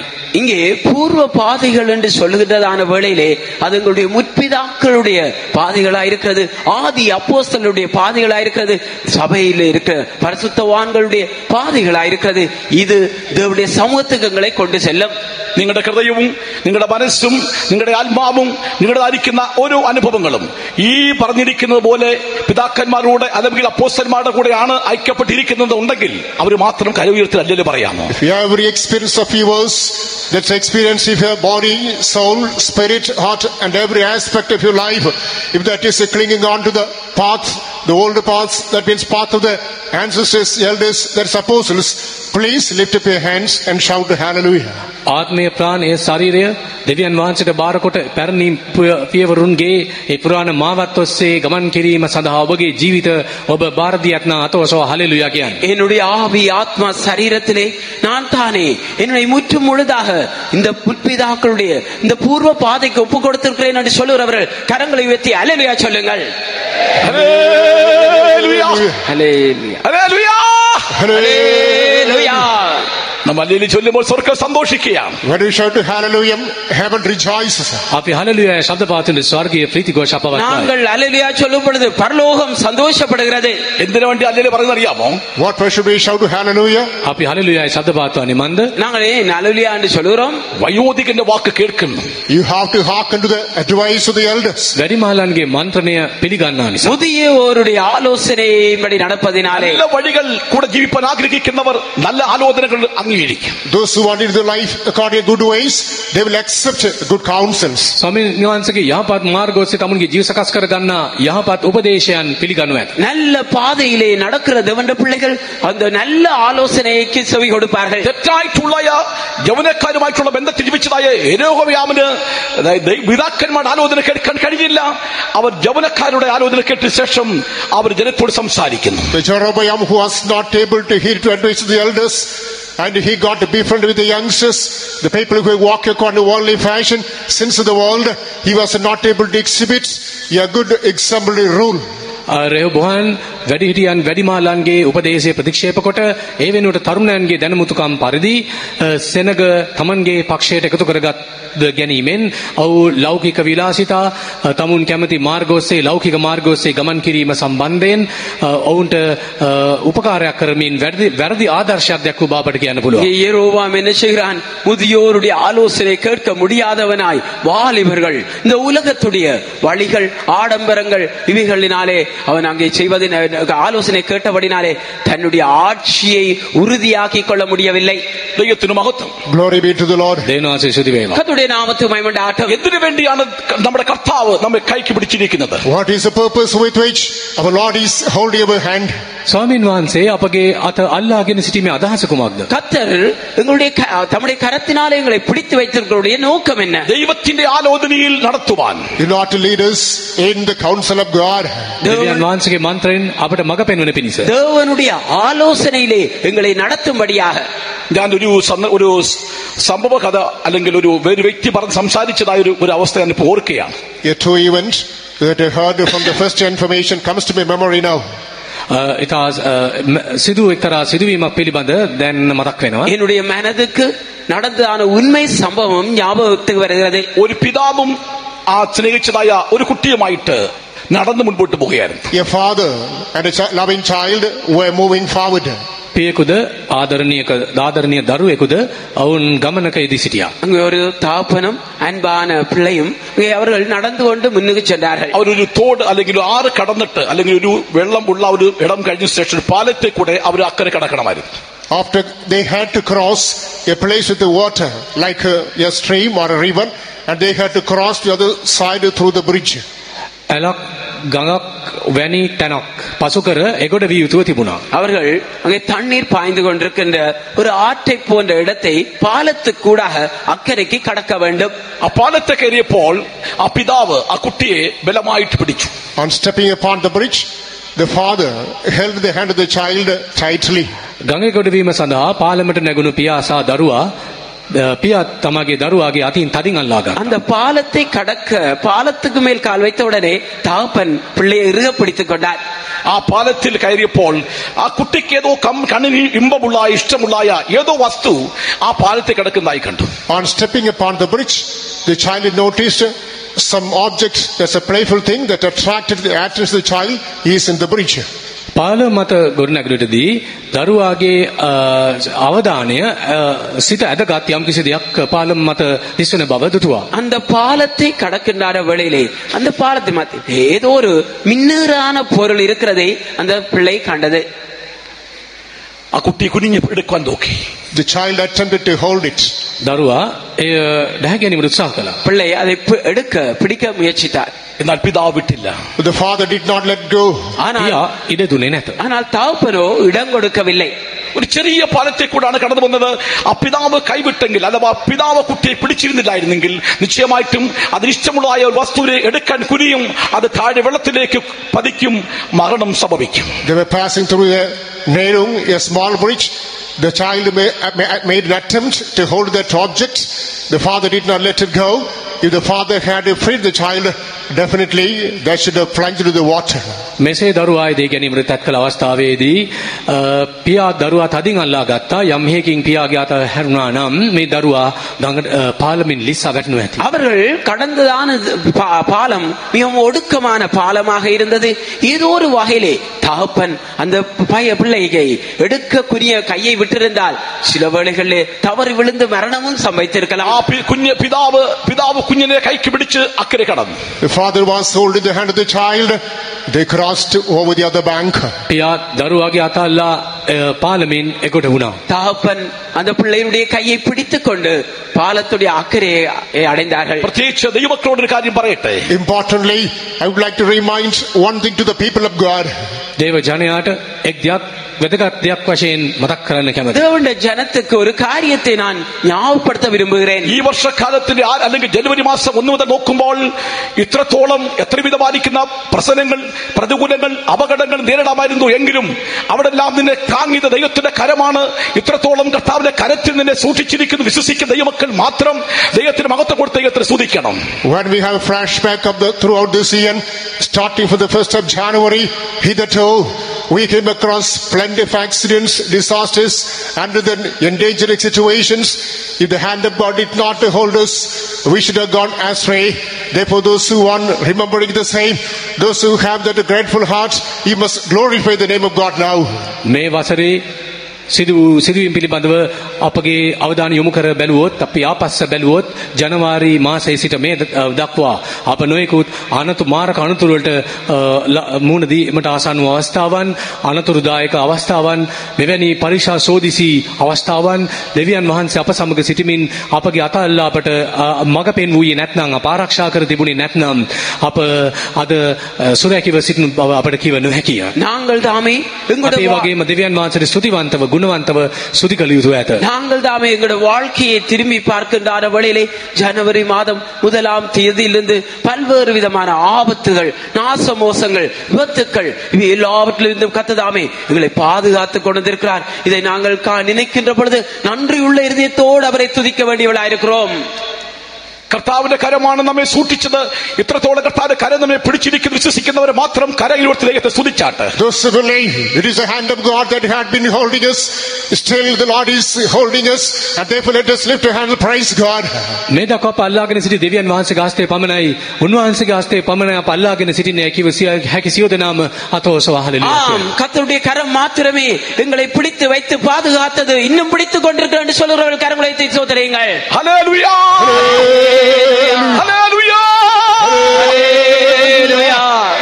ദൈവത്തിന്റെ കരത്തിനെ പിടിച്ചു വലിപ്പാൻ ഒരു ശക്തിക്ക് കഴിയില്ല. There is no power that can fetch you away from the hand of God. දෙවියන් වහන්සේගේ හස්තයෙන් ඔබ උදුරා ගැනීමට හැකි කිසිම බලවේගයක් தேவனுடைய கரத்திலிருந்து எந்த ஒரு வல்லமையாலும் உங்களை பறித்து விட முடியாது. ദൈവത്തിന്റെ കരം ബലമുള്ള കരമാണ്. The hand of God is a strong one. දෙවියන් වහන්සේගේ හස්තය බලවත් එකකි. தேவனுடைய கரம் வல்லமை உள்ள கரமாயிருக்கிறது. നീട്ട കരമാണ്. It is a stretched out hand. දිගු කළ හස්තය. நீட்டப்பட்ட கரமாயிருக்கிறது. സൂക്ഷിക്കുന്ന കരമാണ്. It's a protecting hand. ආරක්ෂා කරන பாதுகாக்கிற கரமாயிருக்கிறது. Hallelujah, Hallelujah. ആ ബലമുള്ള ബലമുള്ള കരത്തിൽ താണിരിക്കുന്നുവെങ്കിൽ നിശ്ചയമായിട്ടും ഇനിയുള്ള കാലഘട്ടം മുഴുവനും നിനക്ക് സുരക്ഷിതമായിരിക്കും. If you submit yourself under the mighty hand of God throughout the remaining days of your life, you are under absolute safety. දෙවියන් ඔබගේ ජීවිතේ ඉදිරි ගමන සඳහා ඔබගේ ජීවිතය දෙවියන් වහන්සේගේ හස්තයට බාර කරන්නේ නම් ඔබ සුරක්ෂිතව දක්වන ලබන. நீங்கள் தாமே உங்களுடைய ஜீவிய நாட்களிலே அவருடைய பலத்த கரத்துக்குள்ளே அடங்கி இருப்பீர்களால் உங்களுடைய ஜீவிய காலம் முடியும் மட்டும் உங்களுக்கு அவருடைய பாதுகாப்பு இருக்கிறது. ദൈവത്തിന് മഹത്വം. Glory be to God. கர்த்தருடைய நாமத்துக்கு மகிமை உண்டாகட்டும். നാം പോകേണ്ടതായ പാത ഏതാണ്? Which is the path that we have to undertake. ദൈവത്തിന്റെ බෙලිගත් මාර්ගයේ நாங்கள் ஏற்றுக்கொண்ட அந்த பாதை ദൈവത്തിന്റെ ആലോചനയ്ക്ക് നമ്മൾ മുൻപോട്ട് പോകണം. We have to move forward according to the counsel of God. අප දෙවියන් වහන්සේගේ මන්ත්‍රණය අනුව ඉදිරියට ගමන් කළ යුතුයි. நாங்கள் தேவனுடைய ஆலோசனையின் படியே முன்னேறி செல்ல வேண்டும். അതുകൊണ്ടാണ് അപ്പോസ്തലൻ പൗലോസ് എഫെസ്യ ലേഖനം 1:11 ഇങ്ങനെ വായിക്കുന്നു. That's why Apostle Paul writes in Ephesians chapter 1 verse number 11. එපිස පළවෙනි පරිච්ඡේදය 11 වෙනි පදයේ ප්‍රේරිතවරයා පවසන්නේ இங்கே எபேசியர் 1:11 வசனத்திலே பரிசுத்த பவுல் எழுதுகிறார். അത് ദൈവത്തിന്റെ ഹിതത്തിന്റെ ആലോചന എന്ന് വായിക്കുന്നു. We understand it is a counsel according to the will of God. ඒ දේව කැමැත්ත අනුව දෙනු ලබන මන්ත්‍රණයයි. அங்கே தேவனுடைய சித்தத்தின்படியான ஆலோசனை என்று கூறுகிறார். ദൈവഹിതത്തിന്റെ ആലോചന. The counsel according to the will of God. දේව කැමැත්ත අනුව ලැබෙන මන්ත්‍රණය. தேவ சித்தத்தினுடைய ஆலோசனை. ആ വചനം വായിക്കാമോ? Please read that verse. ඒ පදේ කියවන්න. அந்த வசனத்தை வாசியுங்கள். എഫെസ്യർ 1:11. Ephesians chapter 1 verse 11. එපිස 1:11. எபேசியர் 1:11 வசனம். In whom also we have obtained an inheritance, being predestinated according to the purpose of him who worketh all things after the counsel of his own will. එසේ තමන්ගේ කැමැත්තේ මන්ත්‍රණය හැටියට සියල්ල සිද්ධ කරන්නා වූ තනන් වහන්සේගේ නියමයේ ප්‍රකාරයට අප පෙර නියම කරනු ලැබ ක්‍රිස්තුස් වහන්සේ තුල උරුමයක් වී සිටිමුව. தமது சித்தத்தின் ஆலோசனைக்கு தக்கதாக எல்லாவற்றையும் நடப்பிக்கிற அவருடைய தீர்மானத்தின்படியே நாங்கள் முன்குறிக்கப்பட்டு கிறிஸ்துவுக்குள் அவருடைய சுதந்திரமாகும்படி தெரிந்து கொள்ளப்பட்டோம். എന്താണ് ദൈവത്തിന്റെ ഹിതത്തിന്റെ ആലോചന? What is the counsel of the will of God? දේව කැමැත්තේ මන්ත්‍රණය කුමක්ද? தேவனுடைய சித்தத்தின் ஆலோசனை என்ன? എന്നാണ് ഹിതത്തിന്റെ ആലോചന? What is the counsel of God? ස්වාමීන් වහන්සේගේ මන්ත්‍රණය කුමක්ද? அந்த தேவ ஆலோசனை என்ன? അതിൽ മാനസാന്തരവും ജലസ്നാനവും പരിശുദ്ധാത്മ ശക്തിയും പരിശുദ്ധ ജീവിതത്തെയും അടങ്ങിയിരിക്കുന്നതായി കാണാൻ കഴിയുന്നു. In that counsel are latent the doctrines of repentance, water baptism, the power of the Holy Spirit, separated in holy life. ගැලවීම, වතුර බෞතිස්මය, සුද්ධාත්ම බෞතිස්මය, වෙන්වීමේ ජීවිතය. அங்க இந்த ஆலோசனையானது இரட்சிப்பு, ஞானஸ்தானம், பரிசுத்தாவின் அபிஷேகம், வேறு விருந்தல் ஜீவியம். ലൂക്കോസ് ശേഷം 7:30 ഇങ്ങനെ വായിക്കുന്നു. Coming to Luke's Gospel chapter 7 verse 30. ලූක 7 වෙනි පරිච්ඡේදය 30 වෙනි පදය. லூக்கா 7:30 വചനത്തിലെ പരീശന്മാരും ന്യായശാസ്ത്രിമാരും അവനാൽ സ്നാനം എടുക്കാതെ ദൈവത്തിന്റെ ആലോചന അവർക്ക് വൃഥാവാക്കി കളഞ്ഞു വായിക്കുന്നു. The Pharisees and the lawyers rejected the counsel of God against themselves, being not baptized of him. නමුත් පරිසවරුද ව්‍යවස්ථා උගන්වන්නන්ද ඔහුගෙන් බෞතිස්ම නොලැබ දෙවියන් වහන්සේගේ අදහස තමුන්ටම එපා කළ බව කියා දෙනවා. பரிசேயரும் நியாய சாஸ்திரியுமோ அவனாலே ஞானஸ்தானம் பெறாமல் தங்களுக்கு கேடுண்டாக தேவனுடைய ஆலோசனையை தள்ளிவிட்டார்கள். സ്നാനം എന്ന് പറയുന്നത് ദൈവത്തിന്റെ ആലോചനയാണ്. Baptism is the counsel of God. වතුර බෞතිස්මය දෙවියන් වහන්සේගේ මන්ත්‍රණයයි. தண்ணீர் ஞானஸ்தானம் தேவனுடைய ஆலோசனை. ഈ സ്നാനം സ്വീകരിക്കും മുൻപായിട്ട് യേശു പറഞ്ഞിരിക്കുന്ന കൽപ്പന നമ്മൾ അനുസരിക്കണം. അതാണ് യോഹന്നാൻ 3:3 യേശു പറയുകയുണ്ടായി. Before being baptized, you have to obey the counsel given by Lord Jesus Christ, which is mentioned in John's Gospel chapter 3 verse 3. යෝහන්ගේ සුබලන් 33 වෙනි පරිච්ඡේදය 30 වෙනි පදේ කියා තිබෙන පරිදි ඊට පෙර ස්වාමින් වහන්සේ දී තිබෙන මන්ත්‍රණයට කීකරු වෙන වග බලා ගත යුතුයි. யோவான் எழுதின சுவிசேஷம் 3:3 வசனத்திலே நாங்கள் ஞானஸ்தானம் முன்பாக தேவன் அங்கே கொடுத்த ஆலோசனைக்கு கீழ்ப்படிய வேண்டும். പുതുതായി ജനിച്ചില്ലെങ്കിൽ ദൈവരാജ്യം കാണുവാൻ ആർക്കും കഴിയില്ല. Except a man be born again, he cannot see the kingdom of God. යෝහන් 3:3 කියා තිබෙන්නේ යමෙක් අලුතෙන් නූපන්නොත් ඔහුට දෙවියන් වහන්සේගේ රාජ්‍යය දැකිය නොහැකිය. ஒருவன் மறுபடியும் பிறவாவிட்டால் தேவனுடைய ராஜ்யத்தை காண மாட்டான். ഒരുവൻ ദൈവരാജ്യം അവകാശമാക്കണമെങ്കിൽ എന്ത് ചെയ്യണം? If a person is to inherit the kingdom of God, what should he do? යම් කිසි කෙනෙක් දෙවියන් වහන්සේගේ රාජ්‍යයත්පත් කර ගැනීම සඳහා නම් ඔහු කළ යුතු ඇත්තේ කුමක්ද? ஒருவர் தேவனுடைய ராஜ்யத்தை சுதந்திரித்துக் கொள்ள வேண்டுமே ஆனால் அவர் என்ன செய்ய வேண்டும்? അതിനാണ് യേശു നിക്കോദെമസ് ഉപദേശം മറുപടിയായിട്ട് പറയുണ്ടായി 5 വാക്യത്തിൽ വെള്ളത്താലും ആത്മാവിനാലും ജനിച്ചില്ലെങ്കിൽ ഒരുവൻ ദൈവരാജ്യത്തിൽ കടപ്പാൻ കഴിയില്ല. What is to be done is mentioned in verse 5. Jesus Christ gives as a response to Nicodemus, "Verily, verily, I say unto you, except a man be born of water and spirit, he cannot enter the kingdom of God." මිනිසෙක් මහලුව සිටියදී උපදින්න පුළුවන් කොහොමද? දෙවෙනි වර මව් කුසට ඇතුළු උපදින්න පුළුවන් දැයි උන්වහන්සේට කීවේය. යේසුස් වහන්සේ උත්තර දෙමින් සබවක් නුඹට කියමි, යමෙක් වතුරෙන් ආත්මෙන්ද නූපන්නොත් ඔහුට දෙවියන් වහන්සේගේ රාජ්‍යයට ඇතුළු වෙන්න බැරිය. ஆனாலும் கர்த்தர் அந்த நிக்கோதேமுக்கு என்ன சொல்கிறார்? ஒருவன் ஜலத்தினாலும் ஆவியினாலும் பிராவிட்டால் தேவனுடைய ராஜ்யத்துக்குள்ளே பிரவேசிக்க மாட்டான் என்று மெய்யாவே மெய்யாவே உனக்கு கூறுகிறேன். അതുകൊണ്ടാണ് അപ്പോസ്തലനായ പൗലോസ് റോമ സഭയ്ക്ക് ലേഖനം എഴുതുമ്പോൾ 6-ാം അധ്യായത്തിന്റെ 1-ാം വാക്യത്തിൽ വായിക്കുന്നു, ഇപ്രകാരം വായിക്കുന്നു. Wherefore when Apostle Paul writes Epistle to the Church of Romans, particularly in chapter 6, the first verse we read. රෝමායනි පරිච්ඡේද පළවෙනි පදයේ සිට සුදුර පාවුල් දෙන උපදේශය තවදුරටත් අපි කරුණු සලකා බලද්දී ரோமர் 6-ாம் அதிகாரம் 1-ாம் வசனத்திலே பரிசுத்த பவுல் அதை குறித்த ஆலோசனை உபதேசத்தை அங்கே நாங்கள் காண்கிறோம். ആകയാൽ നാം എന്ത് പറയുന്നു? കൃപ വരേണ്ടതിന് പാപം ചെയ്തുകൊണ്ടിരിക്കുക എന്നോ? ഒരു നാളും അരുത്. What shall we say then? Shall we continue in sin that grace may abound? God forbid. මෙන්මතු අපි පාපේ පවතිමුද? නමුත් උන්වහන්සේ එය තහනම් කරනසේක. ஆகையால் என்ன சொல்லுவோம்? கிருபை பெருகும்படிக்கு பாவத்திலே நிக்கலாம் என்று சொல்லலாமா? கூடாதே. പാപ സംബന്ധമായി മരിച്ചവരായ നാം ഇനി അതിൽ ജീവിക്കുന്നത് എങ്ങനെ? അഥവാ പാപത്തിൽ ജീവിക്കുന്നത് എങ്ങനെ? How shall we that are dead to sin live any longer therein? That means how can we continue in sin again? පාපෙට මැරී සිටින අප තවදුරටත් පාපේ පවතින්නේ කෙසේද? පාව කරන්නේ කෙසේද? பாவத்துக்கு மரித்த நாம் அதிலே எப்படி பிழைத்திருப்போம்? அப்படி என்றால் தொடர்ந்து அப்படி நாங்கள் பாவம் செய்யக்கூடும். പാപത്തിന് ബോധനം ലഭിക്കണമെങ്കിൽ ജലസ്നാനം സ്വീകരിക്കണം. In order to find the remission of your sins, you must obey water baptism.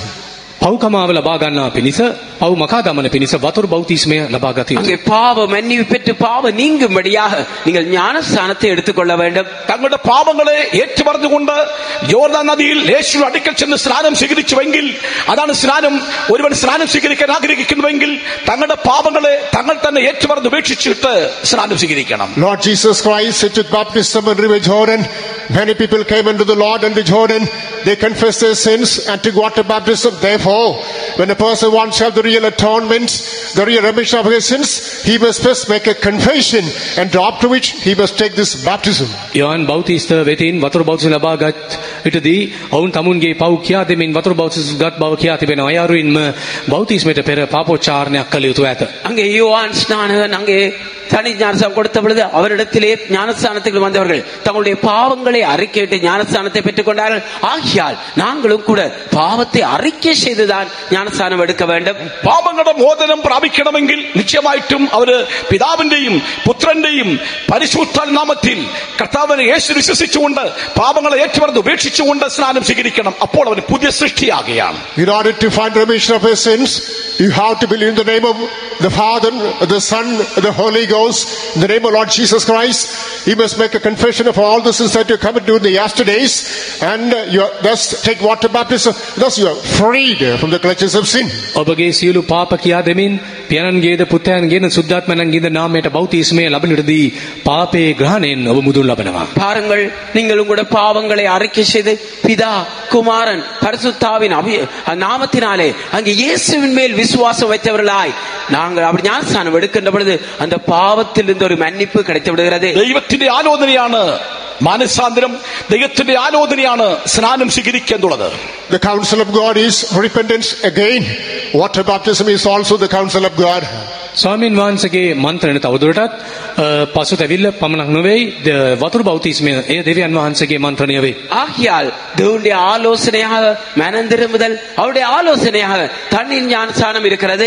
ദൈവത്തിന് മഹത്വം. Glory be to God. දෙවියන් වහන්සේට ගෞරවයක්. നാമത്തെ ഭയപ്പെടാട്ടെ. ദൈവീയ വചനത്തിൽ നമ്മൾ കീഴ്പ്പെടുമ്പോൾ നിശ്ചയമായിട്ടും ദൈവത്തിന്റെ ആത്മാവ് നമ്മെ ആ വഴിയ സത്യത്തിൽ നമ്മെ നടത്തിക്കൊണ്ടിരിക്കും. When we obey the word of God, the Spirit of God shall be steering us unto the counsel, the truth of God. අපි දේව වචන කීකරුවේදී ආත්මයන් වහන්සේ සත්‍ය ඔස්සේ අප ප්‍රබුදවා ගෙන යනු ඇත. நாங்கள் தாமே தேவனுடைய வார்த்தைக்கு கீழ்ப்படுகின்றதான வேளையிலே பரிசுத்த ஆவியானவர் தாமே எங்களை சகல சத்தியங்களுக்குள்ளும் வழி நடத்தி கொண்டிருப்பார். അതുകൊണ്ടാണ് 16-ാം സങ്കീർത്തനം 7-ാം വാക്യത്തിൽ വായിക്കുന്നു, അന്തരംഗം എന്നെ ഉപദേശിച്ച് നടത്തുന്നു. Therefore, coming to Psalm 16, verse number 7, thus we read, I will bless the Lord who hath given my counsel. My reins also instruct me in the night seasons. ඒ සමගී තවල 16:7 අප කියවන්නේ ස්වාමින් මට දැනුමුතුකම් දුන්නා වූ ස්වාමින්ට ස්තුති ප්‍රශංසා කරන්නෙමි. එසේ රාත්‍රී භාගයේදී මාගේ සිතුවිලි වලින් මට ගුරුකම් ලැබේ. இங்கே 16ஆம் சங்கீதம் 7ஆம் வசனத்திலே எனக்கு ஆலோசனை தந்த கர்த்தரை துதிப்பேன், ராக்காலங்களிலும் என் உள்ளந்தரியங்களை அவரை உணர்த்தும். രാത്രി കാലങ്ങളിൽ അന്തരംഗം നമ്മെ ഉപദേശിക്കും. My reins instruct me during the watches of night. රාත්‍රී භාගයේදී මාගේ සිතුවිලි වලින් මට ගුරුකම් ලැබේ. பாருங்கள், இராக்காலங்களிலே இந்த உள்ளங்கிரியங்களுக்கு என்னை உணர்த்தும் அல்லது எனக்கு ஆலோசனை சொல்லுவேன். ആലോചനയെ നടത്തും. പിന്നത്തേതിൽ മഹത്വത്തിലേക്ക് നമ്മെ കൈക്കൊള്ളും. He shall guide us by his counsel, and finally he shall receive us unto his glory. තමන්ගේ දැනුමුතුකම් ගුරුකම් මගින් අපට මඟ පෙන්වනවා. අවසානයේ තේසෙට අප කැඳවා ගන්නවා. அவர் தாமே தம்முடைய ஆலோசனைகள் புத்திமதிகள் கூட எங்களை நடத்தி முடிவிலே மகிமையிலே அங்கீகரிப்பார். എന്തിനു വേണ്ടിയാണ് നമ്മുടെ കർത്താവ് നമ്മളെ കരയ്ക്ക് പിടിച്ചിരിക്കുന്നത്? What for does the Lord hold our hand? කෙතරම් දුරට ස්වාමින් වහන්සේ අපගේ අත අල්ලාගෙන ගෙන යනසේක? ஏன் கர்த்தர் அவர் எங்களை கரத்தை பிடித்து வைத்திருக்கிறார்? അവന്റെ ആലോചനയിൽ സ്റ്റെപ്പ് സ്റ്റെപ്പായി പടിപടിയായി നടത്തുവാൻ വേണ്ടിയാണ്. In order to take us forward in his own counsel. තමන්ගේ මන්ත්‍රණ ඔස්සේ අප ඉදිරියට ගෙන යන පිණිස. அவருடைய ஆலோசனையிலே படிப்படியாய் எங்களை எடுத்துச் செல்லும்படியாக. മിസ്രൈം വിട്ട ഇസ്രായേൽ മക്കളോട് കൊടുക്കലായ വാർണിംഗ് നിയമം എന്താ അറിയാമോ? What was the covenant, the law given to the people of Israel who were delivered from Egypt? මිස්රෙන් මුදල් ලැබූ ඊශ්‍රායල් ජනයාට දෙන ලැබූ ව්‍යවස්ථා සලකා බලද්දී அங்கே எகிப்திலிருந்து விடுதலையாக்கப்பட்ட இஸ்ரவேல் ஜனங்களுக்கு கொடுக்கப்பட்டதான பிரமாணத்தை பார்க்கின்ற வேளையிலே ഇനി നിങ്ങൾ മിസ്രൈമിലേക്ക് പോകരുത്. You should not return to Egypt. ඔබ ආපසු මිස්රයට හැරී නොයා යුතුයි. நீங்கள் திரும்ப எகிப்துக்கு போக கூடாது. നിങ്ങളുടെ മനസ്സ് മിസ്രൈമിലേക്ക് തിരിയരുത്. Your mind should not draw back to Egypt. ඔබගේ සිතුවිලි මිස්රයට හැරී නොයා යුතුයි. உங்களுடைய மனதிலே நீங்கள் எகிப்துக்கு திரும்ப கூடாது. ഇന്ന് രാത്രികാലം വന്നിരിക്കുന്ന ജനത്തോട് പുതിയ ആത്മാക്കളോട് ദൈവമക്കളോട് പറയുകയാണ്, നിങ്ങൾ മാനസാന്തരപ്പെട്ടുവെങ്കിൽ ദൈവകൽപ്പന അനുസരിച്ചുവെങ്കിൽ നിങ്ങളുടെ മനസ്സ് ലോകത്തിലേക്ക് തിരിയരുത്, മിസ്രൈമിലേക്ക് പോകരുത്. നമ്മുടെ ലക്ഷ്യം മഹത്വ സിംഹാസനമാണ്. Tonight, to the congregation, to the people of God, to the newcomers who are attending this meeting, the Spirit of God says, if you have regret of your sins, if you are repented, if you come back to the side of God, do not go back to the former sins that you have shunned already. ආද රාත්‍රියේ මේ සාරසි සිටින නවකයන් ඇදිලිවන්තයන් බැතිමුතුන් සියලු දෙනා වෙත ස්වාමින් වහන්සේගේ වචනය අද පවසන්නේ ඔබ පසුතැවිලි වී පාප අතහැර දෙවියන් වහන්සේට පැමිණ සිටිනවා නම් ආපසු නැවතත් පාපයට ඔබ අතහැරිය දේ වෙත යාමට උත්සාහ නොකළ යුතුයි. இந்த மாலை வேளையிலே இங்கே கூடியிருக்கிறான புதியவர்களாய் இருக்கலாம், விசுவாசிகளாய் இருக்கலாம், நீங்கள் தாமே பாவத்தை விட்டு விலகி மனம் திரும்புதலுக்குட்பட்டு நீங்கள் வந்திருந்தால் நீங்கள் எக்காரணம் கொண்டும் மீண்டும் நீங்கள் பாவத்திற்கோ எகிப்துக்கோ திரும்பி செல்ல முடியாது. യിരെമ്യാ 32:19 വാക്യത്തിൽ വായിക്കുന്നു, ദൈവം ആലോചനയിൽ വലിയവനാണ്. Jeremiah chapter 32 verse number 12 read, God is great, mighty in his counsel. යරමයා 32:13 කියා තිබෙන්නේ ස්වාමින් වහන්සේ තමන්ගේ මන්ත්‍ර අපූර්ව තමන්ගේ මාර්ග විස්මිතව සිටනසේක. எரேமியா 32ஆம் அதிகாரம் 19ஆம் வசனத்திலே ஆலோசனையிலே பெரியவரும் செயலில் வல்லவரும் என்று நாங்கள் வாசிக்கிறோம். ദൈവം ആലോചനയിൽ വലിയവനാണ്, അവന്റെ പ്രവൃത്തിയും വലുതാണ്. God is great in his counsel, even his work is marvelous. උන්වහන්සේ මන්ත්‍රය උතුම්ව ක්‍රියාවෙන් බලවත්ව සිටනසේක. தேவன் தாமே ஆலோசனையிலே பெரியவரும் செயலிலே வல்லவருமாய் இருக்கிறார். അവൻ രക്ഷിക്കുന്ന വീരനാണ്. He is the mighty God who saves us. උන්වහන්සේ අප ගලවා ගන්නව බලවත් වෙනන් වහන්සේ. அவர் ரட்சிக்கிறதான பராக்கிரமசாலியாய் இருக்கிறார். അവൻ വിടുവിക്കുവാൻ ശക്തനായ ദൈവമാണ്. He is a powerful God who is able to deliver you. ඔබ මුදා ගැනීමට සමත් දෙවියන් වහන්සේ. அவர் உங்களை விடுதலை ஆக்குகின்றான பலத்த தேவனாய் இருக்கிறார். ബന്ധിച്ചുകൊണ്ടിരിക്കുന്ന സകല പാപബന്ധനത്തെയും സകല പൈസാ ശക്തികളെയും നിർമൂലമാക്കുവാൻ കഴിവുള്ളവനാണ് അവൻ. ദൈവം അവൻ വലിയവനാണ്, അവന്റെ പ്രവൃത്തി വലുതാണ്. Ours is almighty God. He is a great God, great in his counsel, mighty in his work, who is able to destroy all the bindings of the devil, evil spirits which are haunting your life. මන්ත්‍රයෙන් උතුම්ව ක්‍රියාවෙන් බලවත් සිටිනා වූ දෙවියන් වහන්සේ ඔබගේ ජීවිතය හසු කරගෙන තිබෙන සියලු අන්ධකාර බල පරක්කම් විනාශ කරමින් ඔබට මිදීමත් ජයත් අත් කර දෙනසේ. தேவன் தாமே அவர் வல்லமையான தேவனாயிருக்கிறார், அவர் பலத்த தேவனாயிருக்கிறார், அவர் யோசனையிலே பெரியவராயிருக்கிறார், அவர் செயலிலே வல்லவராயிருக்கிறார். அவர் உங்களுடைய என்னென்ன அந்தகார பிடியிலோ அந்த எல்லாவற்றிலும் பூரணமாய் விடுதலை ஆக்க வல்லவராயிருக்கிறார். Hallelujah, hallelujah. മലയാള പാട്ട് പാടിയാൽ നിങ്ങൾക്ക് സന്തോഷം ഉണ്ടാവാതിരിക്കാം. If you sing a Malayalam song, I suppose you'll be delighted. യഹോവാ ദൈവമാം വിശുദ്ധ ജാതി നാം, അവൻ അവകാശമാം ജനന്താൻ, പരദേശികൾ നാം ഭാഗ്യശാലികൾ, ഇതുപോലൊരു ജാതിയുണ്ടോ? യഹോവാ ദൈവമാം വിശുദ്ധ ജാതി നാം, അവൻ അവകാശമാം ജനന്താൻ. യഹോവ വലിയവൻ, വിശുദ്ധ ജാതിയാണ് നാം, ഒരു ശ്രേഷ്ഠ ജാതിയായിട്ട് ദൈവം തിരഞ്ഞെടുത്തിരിക്കുകയാണ്. The Lord is the greater, and we are the Lord has chosen us as a peculiar nation, a holy set of people of God. දෙවියන් වහන්සේ බලවත්ය. අප ශුද්ධ වූ සෙනගක් වශයෙන් උන්වහන්සේ සන්තක ශ්‍රේෂ්ඨ වූ ජන කොටසක් වශයෙන් අප තෝරාගෙන கர்த்ததாமே பலத்த தேவனாயிருக்கிறார். அவர் எங்களை அவருக்கு ஒரு சொந்த ஜனமாக பரிசுத்த ஜாதியாக அவர் தெரிந்தெடுத்திருக்கிறார். വീണ്ടെടുക്കപ്പെട്ട ദൈവമക്കൾ ഒരു പരിശുദ്ധ ജാതിയായി നാം ജീവിക്കണം. The redeemed people of God should always be a holy nation. දෙවියන් වහන්සේ සන්තක සෙනග සමවිත පිවිතුරු සෙනගක් වශයෙන් ජීවත් වීමට கர்த்தராலே අප බලා ගත යුතුයි. மீட்கப்பட்டதான தேவனுடைய ஜனம் எப்பொழுதும் பரிசுத்த ஜாதியினராய் ஜீவிக்க ഒരു வேண்டும். സാധാരണ മനുഷ്യരെ പോലെ നാം ജീവിക്കരുത്. You must never live the life of being an ordinary human being. කිසිදා සාමාන්‍ය මනුෂ්‍යයන් වශයෙන් ජීවත් නොවිය. ஒரு காலம் ஒரு சாதாரண மனிதரில்லை போல ஜீவிக்க கூடாது. നാം ഒരു വിശുദ്ധ ജനമാണെന്ന് വിശ്വസിക്കുന്നവർ കരങ്ങൾ ഉയർത്തിയാട്ടെ. Those who believe we are a holy nation, please lift up your hands.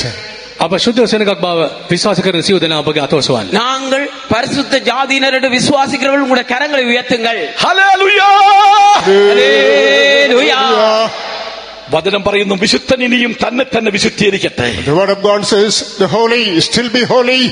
ශුද්ධව සිටින මත ශුද්ධව සිටිවා යනුවෙන් දේවචනය කියා තිබෙනවා. பரிசுத்தம் உள்ளவன் இன்னும் தன்னை பரிசுத்தம் ஆக்கட்டும் என்று தேவனுடைய வார்த்தை கூறுகிறது. സമയം പോകുന്നതുകൊണ്ട് ഞാൻ വേഗത്തിൽ മുൻപോട്ട് പോകട്ടെ. As the time is spinning out, let me touch and go. രണ്ടാമതായിട്ട് ദൈവം ദൈവമക്കളെ പിടിച്ചിരിക്കുന്നതിന്റെ ഉദ്ദേശം എന്താണ്? When we think about the purpose with which the Lord is holding the hand of human beings, secondly, දෙවනුව දෙවියන් වහන්සේ මිනිසා අල්ලාගෙන සිටීමේ ඊළඟ இரண்டாவதாக மனிதருடைய கரத்தை கர்த்தர் பிடித்திருக்கிறதுக்கு காரணம் என்ன? യെശയ്യാവ് 64 8 വചനം. Isaiah chapter 64 verse 8. ඒසා 64 8 ஏசாயா 64 அதிகாரம் 8 வசனம் വായിച്ചാട്ടെ. Please read. യെശയ്യാവ് 64 8. Isaiah 64 സമയം verse പോകുന്നത് 8. കൊണ്ടാണ് ഞാൻ ബൈബിൾ വായിപ്പിക്കാത്തത്. നമ്മുടെ വിഷയത്തിൽ കിടക്കുന്നത്, അതുകൊണ്ട് ഞാൻ തന്നെ പറഞ്ഞങ്ങ് പോവുകയാണ്. As time is passing by quick, I'm not allowing you to read the passages. Please quickly read. සියලු පද කියන වෙලාව මදි. ඒ නිසා ඉක්මනින් කියව. எல்லா வசனங்களையும் வாசிக்கிறதுக்கு அங்க நேரம் இடம் கொடுப்பதில்லை. தயவுசெய்து சீக்கிரமாய் வாசிங்க. But now, O Lord, thou art our Father, we are the clay and thou our potter, and we all are the work of thy hands. ඉදින් ස්වාමින් වහන්සේ ඔබ අපේ පියානෝය, අපි මැටිය, ඔබ අපේ කුම්භකාරයාය, අපි සියල්ලෝ ඔබගේ අතේ කර්මාන්තයය. இப்பொழுதும் கர்த்தாவே, நீர் எங்களுடைய பிதா, நாங்கள் களிமண். நீர் எங்களை உருவாக்குகிறவர், நாங்கள் அனைவரும் உமது கரத்தின் கிரியை. ഹല്ലേലൂയ. Hallelujah. ഹല്ലേലൂയ. നാം എല്ലാവരും ദൈവത്തിന്റെ കരത്തിലിരിക്കുന്നു. എന്തിനു വേണ്ടി? അവന്റെ കരം നമ്മെ പിടിച്ചിരിക്കുന്നത് നമ്മെ ഒരു മാനപാത്രമാക്കി തീർക്കുവാൻ വേണ്ടിയാണ്. We are in the hands of God. The Lord is holding our hand in order to make us an honorable vessel. දෙවියන් වහන්සේගේ හස්තේ සිටින අප උන්වහන්සේ අල්ලාගෙන සිටින්නේ අප ශ්‍රේෂ්ඨ අය බවට පත් කිරීම සඳහා. நாங்கள் தாமே கர்த்தருடைய கரத்திலே இருக்கிறோம். கர்த்தர் எங்களை பிடித்திருக்கிறார். என்னத்துக்காக? ஒரு கனத்துக்குரிய பாத்திரமாய் உருவாக்கும்படிக்கு. ഒരു മാനപാത്രമാക്കി പണിയുവാനായിട്ട് നാം ഒരു ഇണങ്ങിയ ആയുധമായിട്ട് നമ്മുടെ കർത്താവിന്റെ കയ്യിലിരിക്കണം. We have it in the hands of God as a susceptible weapon in order to become this holy, in order to become this honorable vessel. මේ ගෞරවනීය වාචින වීම සඳහා අපි දෙවියන් වහන්සේගේ හස්තේ දක්වනු ලබනවා. நாங்கள் தாமே இப்படிப்பட்ட கனத்துக்குரிய மேன்மையான ஒரு பாத்திரமாய் இருக்கும்படி அவருடைய கரத்திலே காணப்பட வேண்டும். യെരമ്യാവ് 18:4 കുശവന്റെ കയ്യിലെ കളിമണ്ണ് അത് ദൈവമക്കൾ അത് ഉടഞ്ഞുപോയി. പക്ഷേ കുശവൻ മറ്റൊരു പാത്രമാക്കി തീർത്തു. അതാണ് പുതിയ പാത്രം, അല്ലെങ്കിൽ മാനപാത്രം. In Jeremiah chapter 18 verse number 4, we are able to read of this history. The potter was making a vessel, allows that it got broken down. Now this same potter refurbishes, reshapes, and makes here is a new one, which is his honorable vessel. යරමියා 18:4 කියා තිබෙන පරිදි ඔහු සෑදූ මැටි භාජනය කුඹකාරයාගේ අතේ නරක් වූ කල නැවත ඒක සාදන්න කුඹකාරයාට හොඳම පෙනුණු ලෙස ඔහු එයින් වෙන භාජනයක් සෑදුවේය. எரேமியா 18ஆம் அதிகாரம் 4ஆம் வசனத்திலே நாங்கள் பார்க்கின்ற வேளையிலே அங்கே குயவனுடைய கரத்திலே அவன் செய்த பாத்திரம் கெட்டு போயிட்டு என்று நாங்கள் பார்க்கிறோம். அவன் மீண்டும் அதை வனைந்து அது ஒரு கனத்துக்குரிய വിലയേറെ பெற்ற പാത്രമായി ഉരുവാക്കുന്നാൻ. ഒരു മറ്റൊരു പാത്രം എന്ന് പറയുമ്പോൾ അഥവാ ഒരു മാനപാത്രമാക്കി ഇപ്പോഴത്തെ അവസ്ഥയിരിക്കുന്ന ജനങ്ങൾക്ക് ഈ ദൈവത്തിന്റെ വചനം നീ സ്വീകരിക്കുന്നുവെങ്കിൽ അംഗീകരിക്കുന്നുവെങ്കിൽ നിന്നെ ഒരു പുതിയ സൃഷ്ടി ഒരു പുതിയ പാത്രമാക്കി തീർക്കുവാനായിട്ട് കർത്താവ് ആഗ്രഹിക്കുകയാണ്. Here the potter makes it into another vessel. If you subject yourself into the hands of God, if you hearken to the counsel of God, follow the will of God, the Lord is willing to translate you into an honorable vessel. මේ කුඹලා එම භාජනය තවත් භාජනයක් බවට පත් කරගන්නම අවස්ථා ආකාරය අපට දැකිය හැකි. අයුරින්ම ඔබ දෙවියන් වහන්සේගේ දැහැතෙහි බාර වී සිටින්නේ නම් ගෞරවණීය භාජනයක් වනු සඳහා ඔබගේ ජීවිතය සකස් කොට අඹා සකස් කරන්න ස්වාමින් වහන්සේට හැකි වනු ඇත. இங்கே தாமே குயவன் அந்த கெட்டு போன பாத்திரத்தை அவன் அங்கே இன்னொரு நல்ல பாத்திரமாக வரைகிறான். அதே போல நாங்கள் தேவனுடைய ஆலோசனைக்கு அவருடைய சித்தத்துக்கு எங்களை ஒப்பு கொடுப்போமே ஆனால் கனத்துக்குரிய பாத்திரமாக அவர் உருவாக்குவார். 2010 പ്രവേശിച്ചപ്പോൾ നമ്മളൊരു പുതിയ പാത്രമായി തീർന്നു. When we entered the year 2010, we became a new vessel. 2010 වසරට පිවිසිටදී නව බඳුනක් බවට පත් වුණා. 2010ஆம் ஆண்டு பிரவேசிக்கின்ற வேளையிலே ஒரு புதிய பாத்திரமாய் மாறினோம். എന്നാൽ അതിനുശേഷം എത്രയോ പ്രാവശ്യം ഉടഞ്ഞു പോയെന്ന് അറിയാമോ? But after which on plenty of occasions we were marred or broken down. බොහෝස්ථාවලදී එම භාජනය කැඩී ගියේය. ஆனாலும் பல சந்தர்ப்பத்திலே நாங்கள் அந்த பாத்திரம் அங்கே கெட்டு போய் உடைந்த நிலவரத்தில் இருக்கிறது. ആ ഉടഞ്ഞ കഷണമായിട്ട് നടക്കുകയാണ്. Today we remain being the broken pieces. අද අපි කැබලි වී සිටිමු. இப்பொழுது நாங்கள் உடைந்து துண்டு துண்டா இருக்கிறோம். ആരാണ് ശരിയുള്ളത്, ആരാണ് ഇത്ര പരിശുദ്ധന്മാർ, ആരാണെന്നൊക്കെയാണ് ഉടഞ്ഞ പാത്രം ഇരിക്കുകയാണ്. The broken pieces are unnecessarily asking questions. Who is perfect? Who is holy? ඒ කැඩුණු බඳුන සුද්ධ වූ ගෞරවනීය බඳුනක් බවට පත් කළ හැකිද? அந்த உடைந்த துண்டு துண்டா இருக்கிற பாத்திரத்தை ஒரு கனத்துக்குரிய பரிசுத்த பாத்திரமாய் உருவாக்க முடியுமா? ആരാണ് ഇത്ര പരിശുദ്ധന്മാര്? These pieces are asking the questions, who are holy, who are perfect? මේ කැබලි ප්‍රශ්නයක් අසනවා. කවුද පිරිසිදුව සිටින්නේ? කවුද යහපත්ව සිටින්නේ? இங்கே இந்த துண்டு துண்டா இருக்கிற இந்த துண்டுகள் கேட்கிறது, யார் பரிசுத்தமா இருக்கிறது, யார் உத்தமமா இருக்கிறது? നിന്റെ ന്യായങ്ങളും നീതീകരണങ്ങളും ഒക്കെ മാറ്റിയിട്ട് ശേഷം നിന്റെ ആ പീസുകള് കഷണങ്ങള് ദൈവത്തിന് കൈ കൊടുത്താട്ട് ഉടഞ്ഞ പാത്രത്തെ ഒരു നല്ല പാത്രമാക്കി തീർക്കുവാൻ നമ്മുടെ യേശുവിന് കഴിയും. Keep aside all the excuses, justifications and questionings. Humble yourself into the hands of God, saying, "Oh Master, make me a good vessel, change me into an honorable one." ඔබගේ කමාවට හේතුන් පැමිණිලි මේ හැම දෙයක්ම පසක තබා ස්වාමින් වහන්සේගේ හස්තයට ඔබගේ ජීවිතය බාර කරමින් ස්වාමිනී මේ සියලු කැබලි මම ඔබට බාර දෙමි. මා යහපත් නව භාජනයක් බවට පත් කළ මැනවයි ඉල්ලා සිටිනදී ඔබගේ ජීවිතය නැවතත් සකස් කොට ආශිර්වාද කිරීමට උන්වහන්සේට පුළුවන් වනු ඇත. ஆகையால் உங்களை நீதியரித்துக் கொண்டு பலவிதமான கேள்விகளை கேட்கிறது எல்லாவற்றையும் விட்டுவிட்டு உங்களுடைய கர்த்தருடைய கரத்திலே உங்களை ஒப்பு கொடுப்பீர்களானால் அவர் தாமே உங்களை பரிசுத்த கனத்துக்குரிய பாத்திரமாய் மாற்ற வல்லவராயிருக்கிறார். ഇന്ന് പോർക്കാലം ഇന്ന് രാത്രി കാലം നിങ്ങളെ ഒരു ഉടഞ്ഞ പാത്രമായിട്ടല്ല കർത്താവ് ഒരു പുതിയ പാത്രമാക്കി പാത്രമാക്കി തീർക്കുവാൻ ആഗ്രഹിക്കുന്നു. അതുകൊണ്ട് നിങ്ങളുടെ പരാജയങ്ങൾ, തോൽവികൾ, നിങ്ങളുടെ വീഴ്ചകൾ, നിങ്ങളുടെ കുറവുകൾ ദൈവത്തോട് നമ്മൾ ഏറ്റുപറയാൻ കഴിയുമെങ്കിൽ നിശ്ചയമായും നിന്നെ ഒരു മാനപാത്രമാക്കി തീർക്കുവാൻ യേശു ആഗ്രഹിക്കുകയാണ്. Tonight the Lord is not willing to let you go as a broken vessel.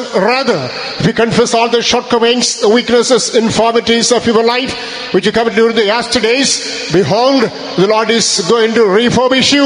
The Lord is going to make you an honorable vessel tonight. බිඳුණු බඳුනක් වශයෙන් ඔබ හැරී අමදේව කැමැත්ත නොවේයි. ඔබගේ ජීවිත දෙවියන් වහන්සේට බාර දෙන කල්ලි මේ වසර අවසානයේ නව බඳුනක් බවට ගෞරවනීය බඳුනක් බවට පත් කිරීමට දෙවියන් වහන්සේ ක්‍රියා කරනු ඇත. நீங்கள் தாமே உடைந்த துண்டு துண்டாக்கப்பட்ட பாத்திரங்களாய் திரும்பி போகிறதை கர்த்தர் விரும்பவில்லை. அவருடைய பலத்த கரத்திலே நீங்கள் உங்களை முற்றுமாய் ஒப்புக் கொடுப்பீர்கள். ஆனால் கர்த்தர் உங்களை ஒரு கனத்துக்குரிய பாத்திரமாக மாற்ற வல்லவராயிருக்கிறார். അത് ആഗ്രഹിക്കുന്നവർ, Those who desire so. අයිසේ තීරණය කරගෙන සියලු දෙනා നിങ്ങളുടെ കുറവുകളെ எத்தனை பேர் அந்த தீர்மானத்தை எடுத்து നിങ്ങളുടെ കുറവുകളെ സമ്മതിക്കുന്നവർ, Those who accept their own shortcomings. ඔබගේ අඩුකම් පිළිගන්නා සිට உங்களுடைய குறைகளை ஏற்றுக்கொள்கிறவர்கள், ഉടഞ്ഞ പാത്രമായിട്ട് കർത്താവേ ഞാൻ ഇരിക്കുന്നു എന്ന് സമ്മതിക്കുന്നെങ്കിൽ, Though if you accept, oh Lord, really, I'm a broken vessel. ස්වාමිනී මම කැඩුණු බිඳුණු බඳුනක් යයි පවසන්නේ නම් ஆண்டவரே நான் உடைந்த நொறுங்கப்பட்ட பாத்திரமா இருக்கிறேன் என்று ஏற்றுக்கொள்கிறவர்கள், ദൈവത്തിന്റെ കയ്യിൽ കൊടുക്കുവാൻ നീ ഇഷ്ടപ്പെടുമോ? Are you delighted to commit yourself to the hand of God? ස්වාමීන් වහන්සේ අසල ඔබගේ ජීවිතය බාර දීමට කැමති වන්නේද? கர்த்தருடைய கரத்திலே உங்களுடைய ஜீவியங்களை ஒப்புக் கொடுக்க ஆயத்தமா இருக்கிறீர்களா? നിങ്ങളുടെ കുറവുകളെ സംബന്ധിച്ച് പ്രാർത്ഥിക്കാൻ കഴിയുമോ? Can you accept your shortcomings, confess and pray? ඔබගේ වැරදි අඩුකම් පිළිගෙන පාපෝච්චාරණය කොට යාඥා කරන්නේ නම් ஆகையால் உங்களுடைய குற்றங்கள் குறைகள் தவறுகளை ஏற்றுக்கொண்டு அறிக்கை செய்து அவளிருந்து விடுதலை பெறுங்கள். ഒരു നിമിഷം കണ്ണുകൾ അടച്ചാട്ടെ. Please close your eyes for a minute. Meeting അവസാനിപ്പിച്ചതല്ല. The meeting is not over. රැසීම නිම ஒரு වුණේ නැත. நிமிடத்து கண்களை மூடுங்கள், கூட்ட முடியவில்லை. ഒരു നിമിഷം നിന്റെ മധ്യത്തിൽ കർത്താവിന്റെ ആത്മാവ് സംസാരിക്കുന്നു. നിന്നെ ഒരു മാനപാത്രമാക്കി തീർക്കുവാൻ നിന്റെ പരാജയങ്ങൾ, നിന്റെ കുറവുകൾ, നിന്റെ വീഴ്ചകളൊക്കെയും ദൈവത്തോട് ഏറ്റു പറയുന്നുവെങ്കിൽ ഇന്ന് രാത്രികാലം നിന്നെ കർത്താവ് ഒരു പുതിയ പാത്രമാക്കി തീർക്കുവാൻ ആഗ്രഹിക്കുകയാണ്. Please close your eyes for a minute. The Spirit of God is speaking to you. The Lord says, if you accept your pitfalls, the shortcomings, weaknesses, infirmities of your life tonight, the Lord is going to do a great work in your life. He is going to transform you into an honorable vessel. මොහොතට ඇස්වසා ගන්න. ඔබගේ සියලු වැරදි අඩුකම් පිළිගෙන ඔබ ස්වාමින් වහන්සේගේ අස්තර බාර වේ අන්නේ නම් ඔබගේ ජීවිතය විනාශ කොට ඔබ අලුත් වාචනය පාඩපත් කරනවා. ஒரு நிமிஷத்துக்கு கூட கண்களை மூடுங்கள். உங்களுடைய தவறுகள், குற்றங்கள், குறைகள், பலவீனங்கள் எல்லாவற்றையும் ஏற்றுக்கொண்டு கர்த்தருடைய கரத்திலே நீங்கள் ஒப்புக் கொடுப்பீர்கள். ஆனால் நிச்சயம் கர்த்தர் கிரியை செய்து உங்களை கனத்துக்குரிய பாத்திரமாக மாற்றுவார். നിലവിളിച്ച് പ്രാർത്ഥിച്ചാട്ടെ. Come on, cry and pray. ස්වාමින් වහන්සේට හඬා වැළපෙන්න. கர்த்தரிடத்திலே அழுது விண்ணப்பம் பண்ணுங்கள். ஆண்டவரே,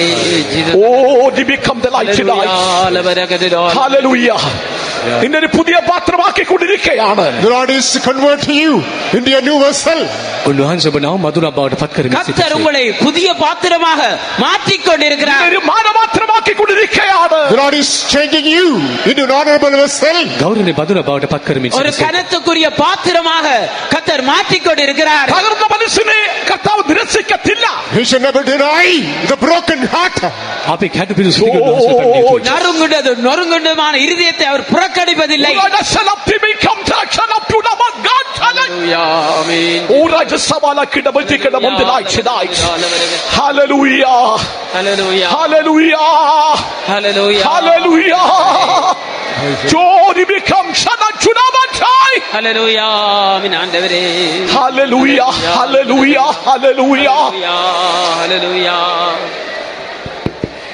ഒരു പുതിയ പാത്രമായി തീരുവാൻ ആഗ്രഹിക്കുന്നവർ, നിങ്ങളുടെ കുറവുകളെ സംബന്ധിച്ച് ദൈവസന്നിധിയിൽ നിലവിളിക്കാൻ ആഗ്രഹിക്കുന്നവർ കരങ്ങളുയർത്തി ദൈവത്തെ സ്തുതിച്ചുകൊണ്ടിരുന്നാട്ടെ. Whomever wants to become a new vessel, please accept your shortcomings, confess the shortcomings. Those who want to do so, lift up your hands. නව බඳුනක් වීමට කැමැත්ත දක්වන සියලු දෙනාම ඔබගේ පාප අඩුකම් පිළිගන්න, පාපෝච්චාරණය කරන්න, එසේ කරන්න කැමැති අතෝසවන්න. புதிய பாத்திரமாய் மாற விரும்புகிறவர்கள், உங்கள் குற்றங்கள், குறைகள், பலவீனங்களை ஏற்றுக்கொண்டு அறிக்கை செய்ய விரும்புகிறவர்கள் எல்லாரும் கரங்களை உயர்த்துங்கள். Oh God, thank you Lord. ദൈവത്തിന്റെ കരം നിന്റെ കരത്തെ പിടിച്ചിരിക്കുകയാണ്. The hand of God is touching your hand. දෙවියන් වහන්සේගේ හස්තය ඔබගේ අත ස්පර්ශ කරනවා. கர்த்தருடைய கரமானது உடைய கரத்தை பிடிக்கிறது. ദൈവത്തിന്റെ കരം നിന്റെ കർത്താവിന്റെ കരം നിന്റെ കരത്തെ പിടിച്ചിരിക്കുകയാണ്. The hand of God is taking your hand. දෙවියන් වහන්සේගේ හස්තය ඔබ ඉදිරියට ගෙන යනවා. கர்த்தருடைய கரமானது உங்களுடைய கரத்தை பிடிக்கிறது. ആ കരം നിന്നെ ബലപ്പെടുത്തുന്ന കരമാണ്. That's the hand that shall strengthen you. ඒ හස්තය ඔබ සමත් කරනවා. அந்த கரம் உங்களை பலப்படுத்துகின்றது. ആ കരം നിന്നെ ശുദ്ധീകരിക്കുന്ന കരമാണ്. That's the hand which will sanctify you. ඔබ පිරිසිදු කරන හස්තයයි. அந்த கரம் உங்களை பரிசுத்தமாக்குகின்றது. ഹല്ലേലൂയ. ഒരു പുതിയ സൃഷ്ടിയാക്കുന്ന കരമാണ് ദൈവത്തിന്റെ കരം. The hand of God is able to make you a new creature. ඒ හස්තය නවමයිල පාඩපත්. கர்த்தருடைய கரமானது உங்களை புதிய சிருஷ்டியாக உருவாக்குகிறது. ஹல்லேலூயா, ஹல்லேலூயா, ஹல்லேலூயா, ஆமென், ஹல்லேலூயா, ஹல்லேலூயா, ஹல்லேலூயா, ஹல்லேலூயா.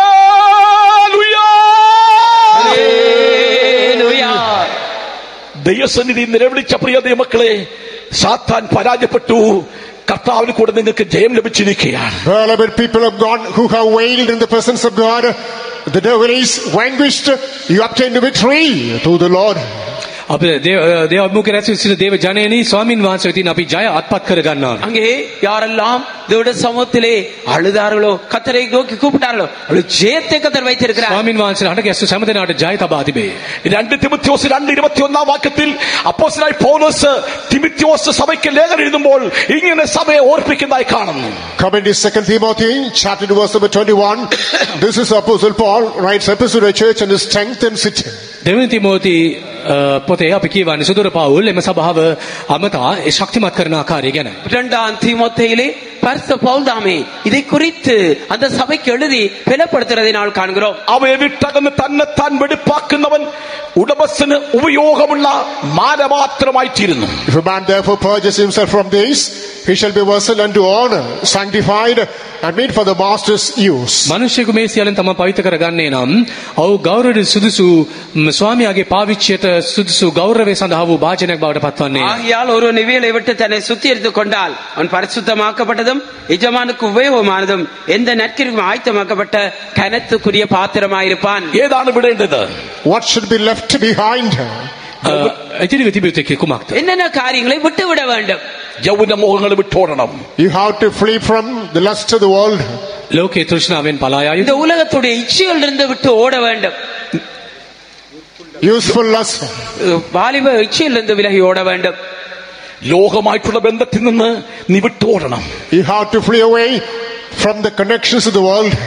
ලෞකික සම්බන්ධකම් වලින් පලා යා යුතුයි. இந்த உலகத்துடைய இணைப்புகள் ஐக்கியத்திலிருந்து விட்டு விலகி ஓட வேண்டும். പാപ ശക്തികള് നിന്നെ പിന്തുടരുന്ന ശക്തികളെ വിട്ട് നീ ഓടുന്നുവെങ്കിൽ നിശ്ചയമായിട്ടും ഉപയോഗമുള്ള ഒരു മാനപാത്രം. If you flee away from the power of sin, power of the world that to chase you, you shall become an honorable vessel unto your master. පාපෙනුම පලා යන්නේ නම් ඔබ දෙවියන් වහන්සේ පාවිච්චි සුදුසු ගෞරව සඳහා වූ භාජනයක් බවට පත්වනු ඇත. நீங்கள் தாமே உங்களை பின்தொடர்ந்திருக்க பாவத்துடைய வல்லமையிலிருந்து விலகி ஓடுவில்லானால் கர்த்தருடைய உபயோகத்துக்கேற்ற கனத்துக்குரிய பாத்திரமாய் மாறுவீர்கள். അതുകൊണ്ടാണ് അപ്പോസ്തലൻ പൗലോസ് കോരിന്ത സഭയ്ക്ക് ലേഖനം എഴുതുമ്പോൾ 2 കൊരിന്ത്യർ 7:1 വാക്യത്തിൽ ഇങ്ങനെ വായിക്കുന്നു. Wherefore when Apostle Paul writes epistle to Corinthians, in 2 Corinthians chapter 7 the first verse he says, දෙවන කොරින්ති 7 වෙනි පරිච්ඡේද පළවෙනි පදයේ සුදුර පවුල් පවසන්නේ. பரிசுத்த பவுல் கொரிந்தியருக்கு எழுதுகின்ற பொழுது 2 கொரிந்தியர் 7 அதிகாரம் 1 வசனத்திலே இடத்திலேயும் ആത്മാവിലെയും സകല കന്മഷവും നീക്കി നമ്മെ തന്നെ വെടിപ്പാക്കി ദൈവഭയത്തിൽ വിശുദ്ധിയെ തികച്ചുകൊള്ളട്ടെ. let us cleanse ourselves from all filthiness of the flesh and spirit, perfect in holiness in the fear of God.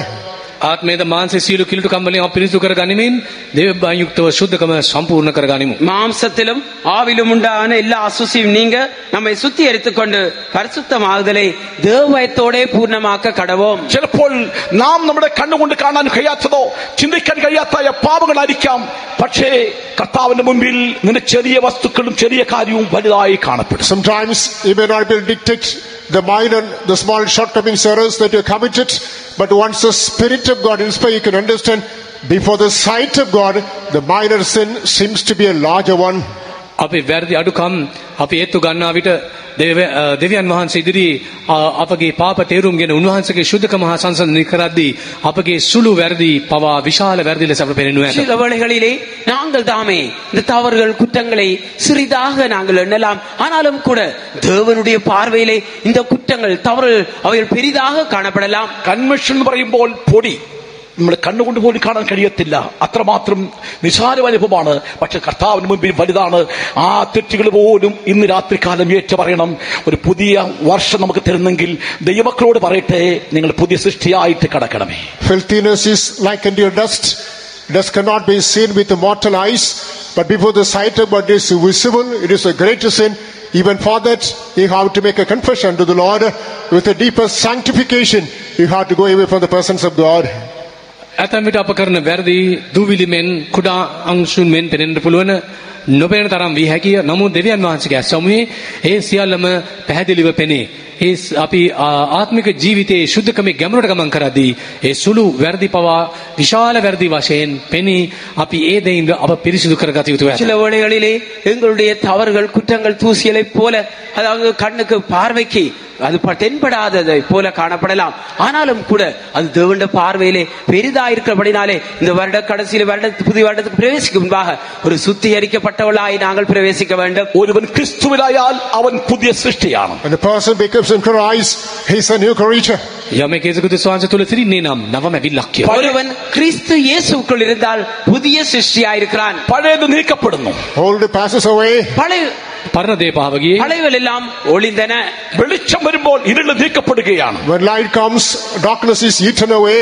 ආලෝකදාවේදී අඳුර පහ වියයි. அங்கே வெளிச்சம் வருகின்ற பொழுது ஒளி வருகின்ற பொழுது இருள் அகன்று போய்விடுகிறது. வெளிச்சമായ കർത്താവിന്റെ ഉള്ളത്തിലേക്ക് വരുമ്പോൾ ഇരുട്ടിന് സ്ഥാനമില്ല. ഒരുവൻ ക്രിസ്തുവിലായാൽ അവൻ പുതിയ സൃഷ്ടിയാണ്. When Lord Jesus Christ, who is your light, comes into your life, comes into our hearts, there's no room in your life for darkness. That's the same. When a person becomes in Christ, he is a new creature. සැබෑ ආලෝකය ක්‍රිස්තුස් වහන්සේ අපගේ සිතට වඩන විටදී සියලු අඳුර දුරු වියයි. යමෙක් යේසුස් ක්‍රිස්තුස් වහන්සේ තුල සිටින්නේ නම් නවම ඇවිල්ලා කි. மெய்யான ஒளியாகிய கிறிஸ்து எங்களுக்குள்ளே வருகின்ற வழியிலே இருள் அப்படியே அகன்று போய்விடுகிறது. ஒருவன் கிறிஸ்து இயேசுக்குள் இருந்தால் அவன் புதிய சிருஷ்டியாய் இருக்கிறான். നമ്മളെല്ലാവരും ക്രിസ്തുവിനും ക്രിസ്തു നമ്മിലുമായി തീരുന്ന ഒരു ബന്ധമുണ്ടെങ്കിൽ അനുഭവമാണെങ്കിൽ ദൈവമക്കളെ ഒരു പഴയ അനുഭവത്തിൽ കൂടി ഇപ്പോൾ കഴിയില്ല. ലോകത്തിലുള്ളതിനെയും പാപത്തെയും പിന്തള്ളിക്കൊണ്ട് നമുക്ക് മുന്നേറുവാൻ കഴിയും. Beloved people of God, if we come to a fellowship in which Christ in us and we in Christ in us, we cannot continue in the past sins. We can just keep away the past sins. We can mortify ourselves to the world and the things of the world, and aiming Christ, we shall press forward to the mark. අප ක්‍රිස්තුස් වහන්සේ තුලද ක්‍රිස්තුස් වහන්සේ අප තුලද වසන්නේ නම් අප ඒ පාප කර්ම වලින් මිදී යේසුස් ක්‍රිස්තුස් වහන්සේ තුල ඇති දිනුම්පල කරා අපි ඉදිරියටම ඇදී යනු ඇති. நாங்கள் கிறிஸ்துவுக்குள்ளும் கிறிஸ்து எங்களுக்குள்ளேயும் இருந்தால் நாங்கள் தாமே இந்த பழைய அனுபவங்களாகிய இப்படிப்பட்டதான பாவ காரியங்களுக்குள்ளே நிலைத்திருக்க முடியாது. ஆகையால் நாங்கள் புதிய சிருஷ்டியாக்கப்பட்டு முன்னேறி இலக்கை நோக்கி தொடர்வோமாக. உதாரணம் പറഞ്ഞാൽ, for example, උදාහරණයක් වශයෙන් உதாரணமாக വെള്ളത്തിൽ കിടക്കുന്ന ഒരു തോണി, a boat that is on the water.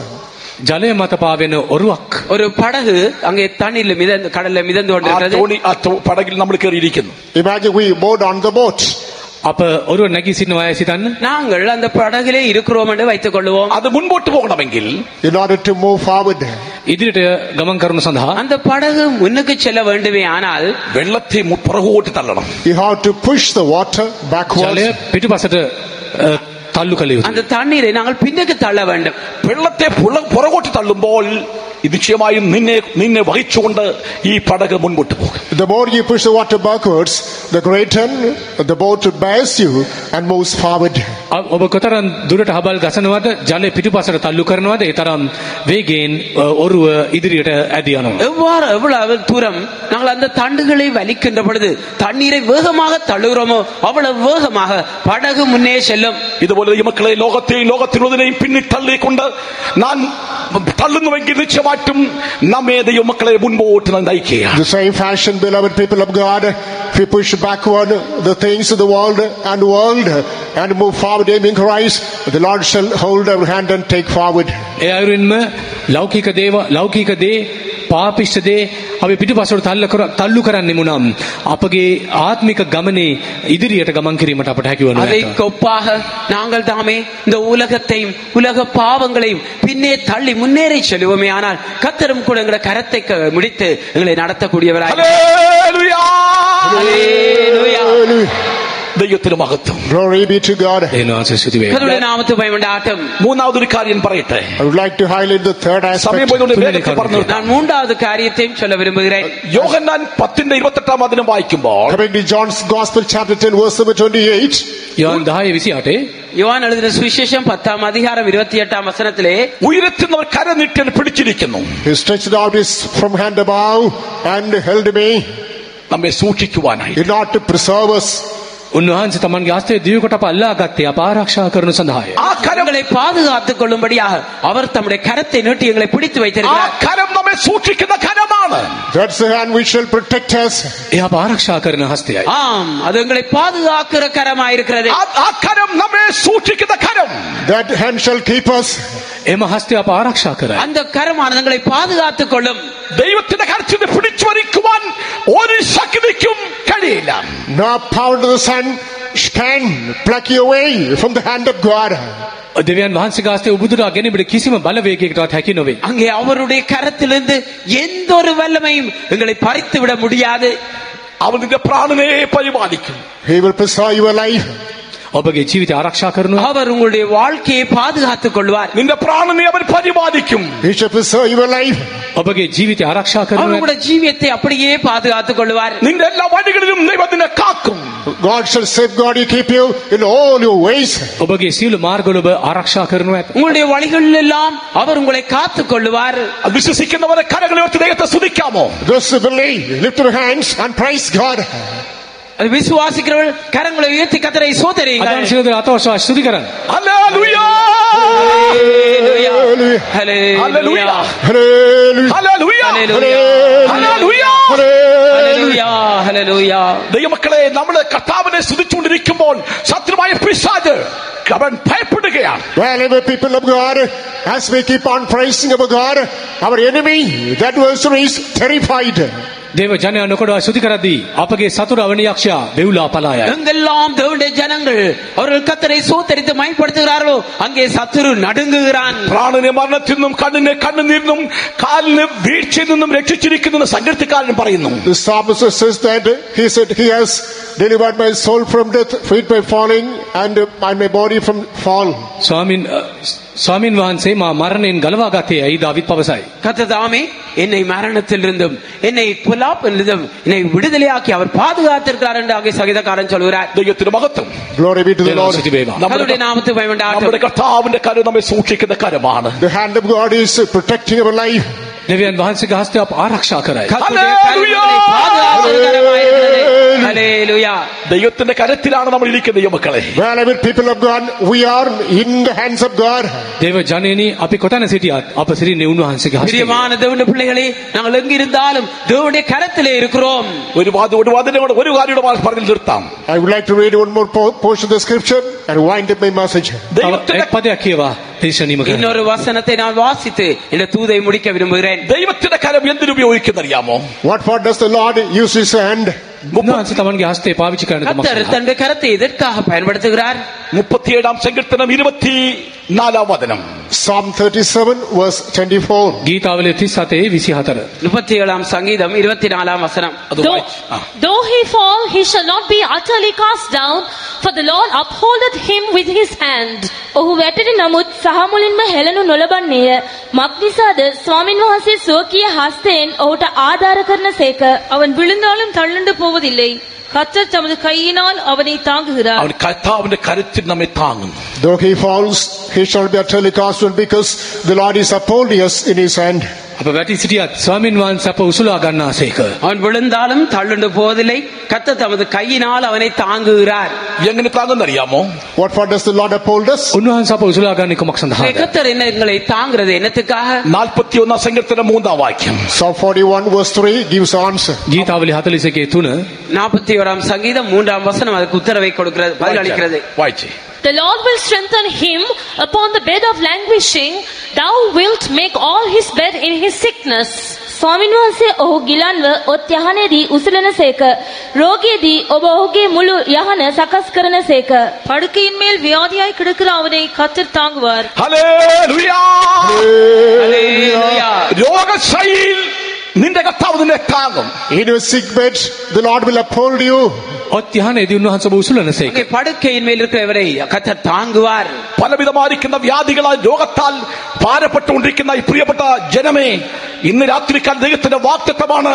നിന്റെ രോഗകഷട്ടകളിൽ, നിന്റെ രോഗക്കിടക്കയിൽ, നീ ഇപ്പോൾ ആയിരിക്കുന്ന അവസ്ഥയിൽ നിന്നെ താങ്ങി നിന്നെ പരിപാലിക്കുന്ന യേശുവിന്റെ കരം, അത് അത്ഭുതത്തിന്റെ കരമാണ്. Well, ones who are languishing by taking kinds of sicknesses, infirmities, weaknesses, maladies, tonight the Spirit of God says that if you remain yourself under the mighty hands of God, that's going to sustain you, that's going to uphold you, that's going to set you free.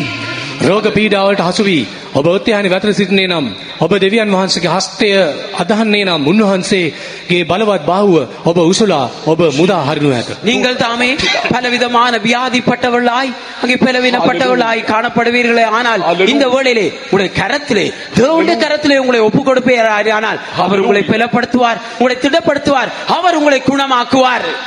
രോഗമായിട്ട് പാപത്തിൽ ശക്തിയുമായിട്ട് രോഗത്തിന്റെ ബലഹീനമായിട്ട് നീ ഒരിക്കലും ഇവിടുന്ന് പോകരുത്. Do not go away from here with the power of sin, with the weakness of sickness. පාපේ බලය සමග රෝගයේ දුර්වලකම සමග මේ ස්ථානයෙන් පිටත් වෙනවා යන්න. பாவத்துடைய வல்லமையோடு கூட வியாதியுடைய பலவீனத்தோடு கூட வியாதி பலவீனத்தோடு இந்த இடத்தை விட்டு போக வேண்டாம். എത്ര പടക്കം ചെന്ന രോഗമായാലും ശരി, വിടുവിക്കുവാൻ, താങ്ങുവാൻ, നിന്നെ സൂക്ഷിക്കുവാൻ, സൗഖ്യമാക്കുവാൻ കഴിവുള്ള കരമാണ് കർത്താവിന്റെ കരം. ആ കരം അത്ഭുതത്തിന്റെ കരമാണ്. Even though your sickness is a prolonged one, the hand of God is able to sustain you, uphold you, set you free, heal you. No power can pluck you away from the mighty hand of God. ස්වාමීන් වහන්සේගේ හස්තය ඔබ උසුලා ගන්නවත්, ඔබ දරා ගන්නව ඇත, මඟ පෙන්වනු ඇත, ඔබ ආරක්ෂා කරනු ඇත.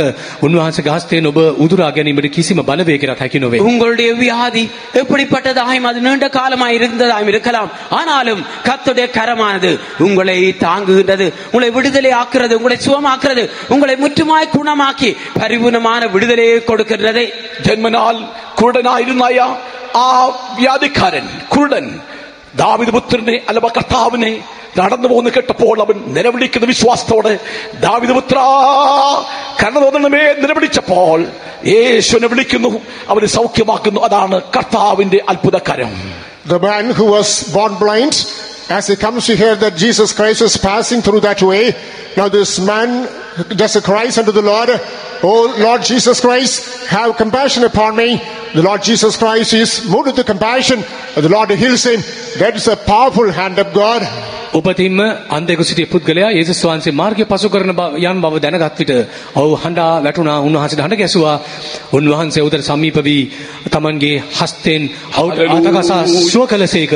ඒ උන්වහන්සේගේ මුදා හරින සුවය දෙන බාහුවයි. அங்கே புறவி குருடன் அந்த பாதையாக இயேசு கடந்து செல்கிறார் என்று கேள்விப்பட்டதான வேளையிலே, தாவீதின் குமாரனே எனக்கு இரங்கும் என்று சொல்லி இயேசுவை நோக்கி கூப்பிடுகிறான். அந்த வேளையிலே இயேசு அவனை பாருங்கள் குணமாக்குறார். அந்த குருட்டாட்டத்தில் பார்வை அடக்கி செய்கிறார். அந்த அற்புத கரம் கிரியை செய்வதை நாம் காண்கிறோம். രാത്രി കാലം, Tonight, අද රාත්‍රියේ இந்த இரவிலே നീ വിശ്വാസത്തോടുകൂടെ കർത്താവിന്റെ മുഖത്തേക്ക് നോക്കി, കർത്താവേ ആ കുരുടൻ നിലവിളിച്ചതുപോലെ യേശുവേ എന്നെ സൗഖ്യമാക്കണമെന്ന് നിലവിളിക്കുന്നുവെങ്കിൽ നിന്റെ അടുക്കൽ കടന്നു വന്ന് ആ രോഗത്തിന്മേൽ അവനെ ശാസിച്ച് സൗഖ്യമാക്കുവാൻ കഴിവുള്ള കർത്താവിന്റെ കരമാണ്. അത് അത്ഭുതത്തിന്റെ കരമാണ്.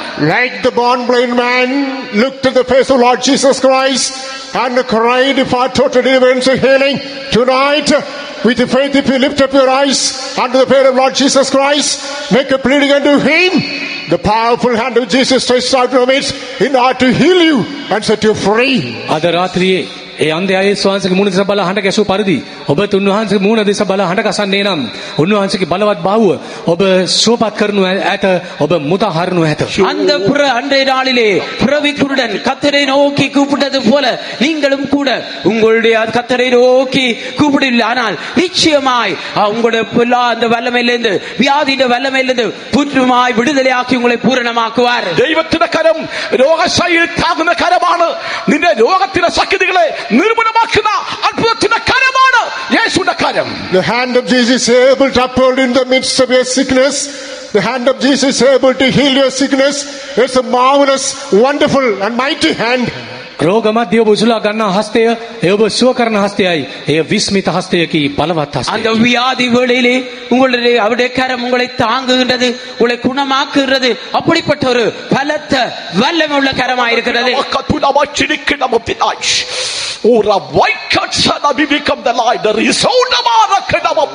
ശത്രുവിന്റെ കോട്ടകളെ, ശത്രു നിന്റെ രോഗത്തെ, നിന്നെ ബന്ധിച്ചുകൊണ്ടിരിക്കുന്ന ബന്ധനത്തെ ഇന്ന് രാത്രി കാലം അടിക്കുവാൻ തക്കവണ്ണം കർത്താവ് ശക്തനായി നിന്റെ അടുക്കൽ വന്നിട്ടുണ്ട്.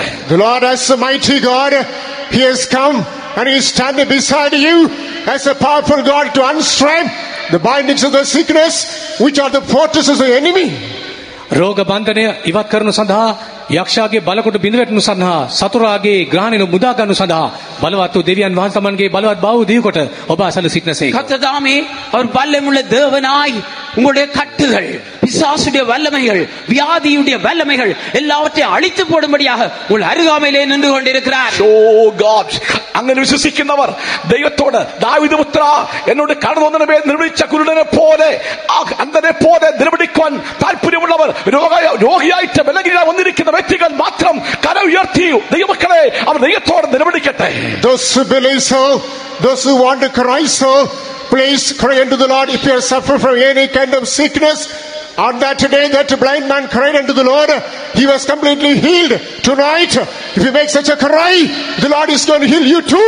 උන්වහන්සේ අදහන්න කැමති අය උන්වහන්සේ අඬගසන්න කැමති සෑම දෙනා එදා ඒ අන්ධයා මුරගැසු ලෙස ඔබ උන්වහන්සේට අඬගසන්නේ නම් අද රාත්‍රියේ ඔබ සුවපත් කිරීමට උන්වහන්සේට පුළුවන්. யாரெல்லாம் கர்த்தரை விசுவாசிக்கின்றீர்களோ, யாரெல்லாம் கர்த்தரை ஏற்றுக்கொண்டீர்களோ, அன்று அந்த புறவை குருடன் தாவீதின் குமாரனே எனக்கு இரங்கும் என்று சொன்னது போல எல்லா வியாதிகளிலும் நீங்கள் கர்த்தரை நோக்கி கூப்பிடுங்கள். அப்பொழுது நிச்சயமாய் இந்த இரவுகளிலே நீங்கள் விடுதலையாக்கப்பட்டு குணமாக்கப்படுவீர்கள். விசுவாசிக்கிறவர் கரங்களை உயர்த்தியாட்ட. Those who believe, lift up your hands please. අදාන සියලු දෙනා අතෝසවන්න. விசுவாசிக்கிற யாவரும் உடைய கரங்களை உயர்த்துங்கள். Thank you Lord. Praise the Lord. Hallelujah. Praise the Lord. യേശുവിന്റെ കരം താങ്ങുന്ന കരമാണ്. The hand of God will sustain your hand. යේසුස් වහන්සේගේ බලවත් හස්තය ඔබ අල්ලා ගන්නවා. இயேசுடைய கரம் உங்களை தாங்குகிற கரமாய் இருக்கிறது. കർത്താവിന്റെ ശുശ്രൂഷകരെ നീ രോഗിയായിരിക്കേണ്ട ആവശ്യമില്ല. ഒരു വലിയ ശുശ്രൂഷ നിനക്കുണ്ട്. കർത്താവിന്റെ കരത്താൽ നിന്നെ ബലപ്പെടുത്താൻ പോകുകയാണ്. Beloved workers of God, do not remain sick anymore. You have got a plenty of ministry to accomplish. Oh my God. The hand of Jesus is going to touch you. That's going to set you free. That's going to strengthen you right now. ඒ ඔබ ශක්තිමත් කරනවා. கர்த்தருடைய கரமானது உங்களை தொடுகின்றது. நீங்கள் வியாதியாய் இருப்பது அவருக்கு சித்தமில்லை.